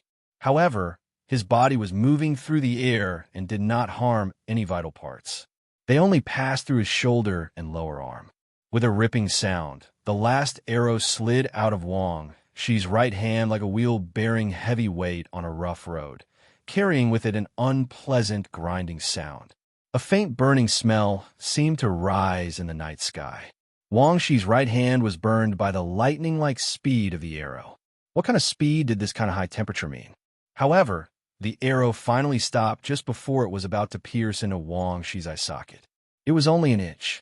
Just like this, he used a hand made of flesh and blood to hold onto this arrow. He had already swept in front of Yin Shindu like a bird. He was only a foot away. Wang Shi gave a muffled grunt and flipped his wrist, thrusting the tip of the arrow into Yin Shindu's heart. His hand moved like lightning and was unavoidable. Yin Shindu staggered and fell, looking at the blood and arrow in his chest and the assassin covered in blood in front of him. He opened his mouth but couldn't say anything. Just like this, he sat in front of his barracks. His body twitched weakly a few times. He had forgotten what his father had once taught him. As an archer, the effective distance of a weapon determined life and death. He was still too close to the person in front of him. Wang Shi panted as he stood in front of him. Looking at the archer's gradually weakening breathing, he said, "Little archer, don't worry and go on your way." It was not until the moment of his death that Yin Shindu finally understood that he was truly just a minor figure in this great age. However, for someone skilled in archery to die under his own arrow, was that not a good end? However, he was not satisfied. He futilely circulated all the strength in his body and stretched forward. He wanted to catch this assassin and kill him. He wanted to kill the impending death. The tip of his finger touched Wang Shi's belt. There was a patch of ice-cold blood at the tentacle. He hooked onto something. Little archer, Yin Shindu finally ran out of strength. With a gurgling sound in his throat, his head tilted to the side, and he died. Wang Shi straightened his body and released his right hand. He looked at the long and terrifying scorch mark in his palm and lowered his head to look at the 7 arrows stuck in his body. He looked at the blood all over his body and couldn't resist the pain. In a trembling voice, he said to himself, "It hurts so much." He endured the pain and used the night snow and wind to escape Yuantai camp. Returning to the top of the mountain, he picked up the green banner and once again disappeared into the night. He was silent for a moment. He then shook his head and sighed. 13th Wang, a brave warrior, but also an idiot. This month, the monthly votes rankings are filled with blood and foul wind. My position as the 1,000-year number 5, urgently asking for monthly votes. It's still the same old saying. I can't guarantee that there will be many updates. I just sincerely ask for monthly votes. I've always wanted to post a separate chapter to get votes. Look, scratch my head again. I don't want to become 13th Wang. Everyone, if you have monthly votes, fly over. If you want to know what happened after, please log on to www.chidian.com. More chapters. Support the author. Support original reading.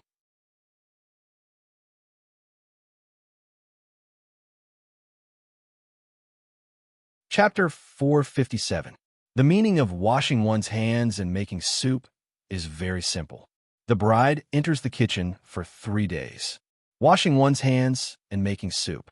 A change in one's role in life. The first time holding hands, kissing, making love, killing. 13th Wang's first time. P.S. There were too many mistakes and missing words in yesterday's chapter. I plead guilty and will change. Also, today's monthly votes rankings are gloomy and murderous. It is truly like the mountains are angry, and the sunset is like blood. Beside me is Deng Shichong. Ahem, it's canvassing votes. Use all your strength to canvass monthly votes. The second day was the day before the third. This was not nonsense, because Warner was returning to the capital on the third day. Fan Xian was used to keeping his wife and family far away from all filthy matters, so he set the time for the second day. The wind was gentle and the sun was bright. The accumulated snow gradually melted. Tianhe Street was drenched. The flowing stone pools by the side of the street, which had accumulated snow, finally began to flow. Carrying the snow and dried leaves, it moved toward the low-lying areas. The 4 city gates in and out of Jingdo were guarded by the 13 city gate guards. These 13 city gate guards were directly transferred from the palace. Not to mention the fact that the Jingdo garrison could not extend their hands in. Even the military elders of the Bureau of Military Affairs would not do much on the surface. Every night, the Jingdo city gates would be closed. In the history of the Qing kingdom, other than a few bloody coups, as well as a few reports of natural disasters and turmoil on the borders, there had never been a precedent of opening the gates at night. The old director of the Overwatch Council, Chun Pingping, was an exception. He lived in the Chun Garden outside the capital. The emperor had given this director special permission to enter the capital at night. However, there was only one exception. Other than Chun Pingping, no one could enter and leave Jingdo at night without imperial orders. After Fan Xian took control of the Overwatch Council, this exception had one more person. Thus, even though the Jingdo garrison Yuantai camp found Yin Shindu's body and reported it step by step until it finally reached the general who knew Yin Shindu's true identity, the general in the camp, in his shock and fear, still had no way of informing the people in Jingdo. The commander of the Jingdo garrison, Qin Hung, only learned of this news the next morning. Then, the northern governor, Yin Xiaoi, who had returned to the capital to debrief, also learned of this news. His own son had been assassinated in the camp last night. Yin Xiaoi sat on the side of the bed with his legs wide open. This was a habit he had developed from many years of riding a horse in the army. His eyes were somewhat indifferent as he looked at the messenger kneeling in front of the door. He tilted his head slightly, not daring to believe his ears. "Master!" The 2 concubines on the bed suppressed the fear and uneasiness in their hearts and struggled to get up. They helped Governor Yin put on his clothes and got some water to wash up. Throughout all of this, Yin Xiaoi maintained a kind of indifferent calmness. His hands that were rubbing in the hot water did not tremble in the slightest. Ever since he was a child, he had been exceptionally energetic. After enlisting in the army, he could not sleep without a woman. He had countless concubines at home. Even though he did not have a proper wife in his manor in the capital, he still had 5 concubines to serve him. Last night, under the wind and rain, these 2 concubines could not bear it any longer. Yin Xiaoi tilted his head and glanced at the concubines beside him. In the past, he was used to secretly being proud of his physical strength and energy, but today, there was something strange in his heart. He felt a trace of loathing for these coquettish women. He had many women, but only one son. Calmly, he stood up, tied a black gold and jade belt around his waist, put on a snow-blocking cloak, and walked out the door. Outside the door, there were already soldiers and terrified generals of the Jingdo garrison waiting. Looking at the longbow and quiver of arrows held by his trusted aide, Yin Xiaoi was a little absent-minded beside his horse. Even so, from the moment he heard the news until now, his expression was still calm. There was not a hint of abnormality on his slightly dark face that carried a determined expression. The sound of horse hooves gradually left the Yin manor. Inside the manor, 2 beautiful concubines had died tragically on the bed. Fresh blood dyed the entire green curtain. Under the protection of the soldiers, Governor Yin left the city gates and came to the Yuantai tent not far away. His expression was indifferent. He did not even glance at the commander of the camp who had come to comfort him. He even ignored Qin Hung, who had hurried over. He went directly into the central military tent. Yin Shindu's body was placed in the tent. No one dared to touch the body because everyone was waiting for Governor Yin to personally come and take a look. Yin Xiaoi stood in front of his son's body and didn't speak for a long time. He only furrowed his brows slightly. After a long time, his gaze lowered slightly, and he stretched out his hand to pry open his son's already stiff hand. The dead person's grip was very tight. Yin Xiaoi pulled very hard and forcefully broke 2 of his son's fingers. He took something out of his son's palm and then raised it to his eyes to look at it closely. The light from outside the tent seeped in and gently snapped off the jade pendant. It shot into Yin Xiaoi's eyes and made his pupils constrict slightly. He recognized this jade pendant. There was a small sword on the jade pendant and a few words carved on the other side. Thus, his heart chilled and then immediately began to burn. The other generals in the central military tent did not know what this jade pendant represented. Qin Hung sighed and went forward to say a few words of comfort. At the same time, he expressed the Qin family's sincere apologies for this matter. The son of the governor had been assassinated in the camp they controlled. No matter what, the Qin family had to bear great responsibility. Yin Xiaoyi nodded slightly and finally opened his mouth. His voice was slightly raspy as he slowly said, "Marquis, there is no need to say more." Qin Hung was silent. A moment later, he said, "My condolences, Governor." There was no sorrow on Yin Xiaoyi's face. He had the general of the Yuantai camp take him to the tent his son had once lived in. He went in alone and stayed in the tent for a long time. Everyone was waiting for him outside, not daring to disturb him. Inside the tent, he had a final conversation with his son Zora. Yin Xiaoyi walked out of the hole in the back of the tent. His expression was wooden as he looked at the large pools of blood on the snowy ground that had been blown away by the wind. He did not say a word. Once again returning to the central military tent, Yin Xiaoyi looked at his son's body. Lowering his head, he suddenly extended his hand and grasped the arrow stuck in the heart of his son's body. He pulled slightly. With a squelch, the arrow left the body and landed in Yin Xiaoyi's hand. He personally inserted the arrow into the quiver on the soldier's back. He then turned and said to Qin Hung, "Burn it." The sound of horse hooves rose again. They left the Yuantai camp and rode toward Jingdou. Even though his son had been assassinated, as an important general of the court, Yin Xiaoyi still had to stay in Jingdou. This was the inconvenience brought about by power. The cold wind hit them in the face. The faces of the soldiers of the Northern Expedition Army were full of grief and anger. They had fought against the Northern Qi people on the Qing Kingdom's northern border for a number of years. They thought they had done a great service to the country. They had not thought that someone in Jingdou would dare to assassinate the son of the governor. Yin Xiaoyi's expression still did not change. He only said coldly to his personal attendant, "It wasn't Sigurd. That assassin bled, 9th level." The jade pendant explained the assassin's origin. Yin Shindu's strength and the price that person had paid spoke volumes about that person's level. His personal attendant rode beside him and said, "After Yi Zhong left the capital, there were only a few 9th level people in Jingdou on the surface. Now that the governor and Sir Fan Jr. have returned to the capital, there are 2 more. However, there should still be some hidden in the shadows, such as the Overwatch Council." Without question, the first thing Yin Xiaoyi faced after returning to the capital was the power of the Overwatch Council.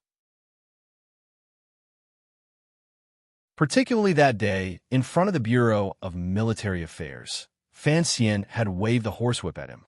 It made this hidden resistance become a conflict that was about to explode. Thus, everyone would immediately think of Yin Shindu's death to Fan Xian. "It wasn't Fan Xian," Yin Xiaoyi said coldly. "But it must have something to do with Fan Xian." The city gates were right in front of them. The personal attendant with the arrow glanced worriedly at the governor, thinking if it truly had something to do with Sir Fan Jr., what would the governor do? Would he kill the emperor's illegitimate child with one arrow in Jingdou? Yin Xiaoyi narrowed his eyes slightly and didn't say anything. He only coughed and then covered his mouth. A trickle of blood seeped out from between his fingers. Last night's assassination did not spread. Not many people knew that Yin Xiaoyi's son was in the Jingdou garrison. Secondly, the time was too short. Even the Overwatch Council headquarters did not know the relevant details. The civil and military officials of the Qing court belonged to 2 different systems. Naturally, not many officials in court knew about this matter. It was a minor court conference. The officials at the palace gates were gathered in 2s and 3s, each with their own mountain. However, the relationship between the crown prince of the Eastern Palace and the second prince had eased a great deal, so the 2 factions of civil officials did not stand too far apart. The Minister of Revenue, Fan Jian, was saying something in a low voice to the 2 scholars of the Hall of Governmental Affairs. No one came close to the 3 of them. With the crack of a whip, the palace gates slowly opened. The commander of the imperial army, the great prince, walked out with a calm expression and bowed to the leaders at the front. Everyone quickly returned the bow. Ever since His Majesty had put the eldest prince in charge of the palace's security more than a year ago, the defense of the entire palace was indeed impregnable. The eldest prince was also a diligent person. Every time there was a court meeting, he would personally be on duty. He did not make any mistakes despite his status as a member of the royal family. Because of this, the officials who came to court all felt a glimmer of respect and fear toward the great prince. The officials filed in and went to court to discuss the gossip of the world with the Qing emperor. The palace gates immediately quieted down again. The snow on the square in front of the palace had long been swept clean, revealing the wet stones below. The snow that had been swept away formed a pile of snow about half a person's height on the other side of the square, like a low city. A carriage came from behind the long pile of snow. The carriage, the horse, and the driver were all black. The imperial soldiers guarding the palace gates and the guards inside immediately knew the identity of the person in the carriage. They couldn't help feeling curious and excited. The great prince pressed his hand on his sword and personally went forward to welcome them. He helped the young official, who still had difficulty moving, down from the carriage. The two of them spoke quietly all the way into the palace. The soldiers inside and outside the palace gates did not dare to breathe too loudly. They only carefully watched this scene from the corner of their eyes. It was not until the figures of the great prince and the young official disappeared into the royal palace that everyone let out a breath and excitedly began to discuss in low voices. Did you see that? Everyone says the great prince has a good relationship with him. It looks like it is not false. What's so strange about that? They are brothers. Brothers? Someone laughed coldly. Don't you remember how Commissioner Fan dealt with the second prince a year ago? Silence. Although the people of the Qing kingdom were open-minded and there were rarely cases of people being punished for their words, they were talking about the royal family without restraint in front of the Palace of Brilliance. It had to be said that these soldiers, who had once followed the great prince to the west to fight the barbarians and later returned to the imperial army to stand guard, were indeed very daring. The two eunuchs looked at these imperial soldiers like they were looking at immortals. Is that the legendary Sir Fan Jr.? A guard, who had clearly not been in the palace for long, said with an excited expression, "It is indeed as the legends say. He is as handsome as a god. However, his complexion does not seem to be very good." Nonsense. He was assassinated a few days ago and suffered such heavy injuries. How could he have recovered? Speaking of which, it's strange. Sir Fan Jr.'s injuries healed very quickly. He can actually get off the ground and walk now. Why is he in such a rush to come to court? Don't forget, Sir Fan Jr. is the youngest 9th level ace in the Qing kingdom. But, speaking of assassination, everyone immediately fell silent. They knew that this matter was too terrifying. It was best to talk less about it. Fan Xian and the great prince walked through the palace. They didn't know what the people behind them were talking about. However, the great prince couldn't help but be curious. Why was he in such a rush to enter the palace when his injuries had not healed? Why are you in such a rush to enter the palace? Recently, the palace has been a bit chaotic. In order to investigate the matter of you being assassinated, everyone is nervous. Fan Xian smiled and said, "Forgot?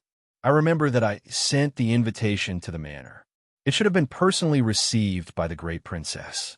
Tonight, I'll treat at Baoa brothel. I have the strength to treat, but I don't hurry into the palace to report. I'm afraid the emperor will spank me. You should call her great imperial concubine or sister-in-law." Why are you still calling her great princess? Forget it. The great imperial concubine sounds awkward. It always reminds me of Yiling or sister-in-law is even less appropriate. I don't want to be scolded in front of my face by an official of Taichung Temple. My surname is Fan, but yours is Li. Fan Xian's words were a bit wild. At least, as an official speaking to the great prince, it appeared a bit unruly. The great prince knew what he was thinking and smiled helplessly. Suddenly, he said solemnly, "Do you know about that matter?" "What matter?" Fan Xian furrowed his brows slightly. Yin Xiaoi's son was assassinated last night. The great prince stared into Fan Xian's eyes, as if trying to determine from them whether or not this assassination had anything to do with him. Fan Xian raised his brows and couldn't be bothered to pretend to be surprised. If he's dead, then he's dead. In any case, he's not one of my people. Stop guessing. This matter has nothing to do with me. The great prince looked at him and shook his head. Regardless of whether or not it has anything to do with you, this matter will probably be remembered on your head. So be it. Fan Xian smiled warmly. I have many enemies in this life. I don't care if there's one or two more. That person is Yin Xiaoi. The great prince reminded him in a serious tone. Fan Xian didn't reply. He only thought to himself that the great prince beside him indeed had some power in the military. At this moment, the city gates had probably just opened, yet he already knew the story of what had happened in Yuantai camp. The great prince saw that he was ignoring him and furrowed his brows. I'm afraid this matter will not be resolved so easily. Think about it. An assassin managed to sneak into the camp of the garrison near Jingdou. Once the matter is exposed, no one can think about having good days. This matter was done too impudently. Fan Xian heard the hidden meaning in his words and couldn't resist smiling coldly. Yuantai camp? A few days ago, someone dared to move the military's city-guarding crossbows to kill an imperial envoy in the valley. Just who is more impudent? The great prince saw that he was angry and knew that he had lost a number of subordinates in the attack in the valley. He could only change the topic and ask, "When is Chun girl coming back? Grandmother and my mother have missed her for who knows how long. I'm afraid they won't be willing to let her go to Jiangnan next year." Fan Xian said, "She'll be back tomorrow." "Oh, right. I've also brought back the princess of the Hu tribe. Additionally, I bought a house in Yansong Alley. The place is remote and quiet. It's perfect to hide a mistress." The great prince heard these words and hesitantly asked, "What mistress?" Fan Xian took out a deed to the house and threw it to him. The corners of his mouth twitched slightly. "I'll give you a mistress." The great prince didn't know what to say. He glared at him angrily and said, "In front of others, you have the graceful and elegant face of an immortal poet. Who knew that you have a sharp and unkind mouth of a fox?" "That is true," Fan Xian said proudly. Fan Xian proudly said, "I already have enough of a reputation. Next, I'm going to tear off all pretenses and have a good time with everyone." The great prince was slightly shocked. He furrowed his brows and said, "You invited so many people tonight. What exactly do you want to do? Don't mess around." "How could I? They are all descendants of nobility. I can't wait to curry favor with them." Fan Xian smiled coldly and said, "However, I know what you're thinking. If you don't want your brothers to fight, it's simple. Quickly defeat them." The great prince disagreed and said, "These words are hard to hear. We are all of the same father. Just quietly wait for the divine judgment. You should know your limits." "Don't mind." Fan Xian shook his head. "It's still that old saying. My surname is Fan, but don't worry, I don't have a hobby of chopping off my own fingers. As long as they are willing to behave after tonight, I won't do anything." The great prince smiled. Fan Xian thought for a moment, and then couldn't resist laughing self-mockingly. Speaking of which, from ancient times until now, it could be seen in the history books that very few young officials dared to threaten the crown prince and princes like he did. Furthermore, he had used such a lecturing tone. This matter appeared somewhat absurd. Fan Xian insisted that his surname was Fan. He knew that if it wasn't for the fact that his surname should have been Li, he would not have the power to negotiate with the members of the royal family. He wouldn't even have the right to do so. Based on his style of doing things, he would probably have died a long time ago. Thus, when he waited for a long time in the royal study and finally saw the emperor, surnamed Li, lift the curtains and enter, his behavior could be considered respectful. However, a glimmer of coldness and stubbornness occasionally appeared between his brows. As the saying goes, acting along the way was the same from beginning to end. To be continued. If you want to know what happens next, please log on to www.chijian.com. More chapters. Support the author. Support original reading. You're tuning in to the Warrior Lore YouTube channel. Don't forget to subscribe and join us on this journey to catch the most captivating stories.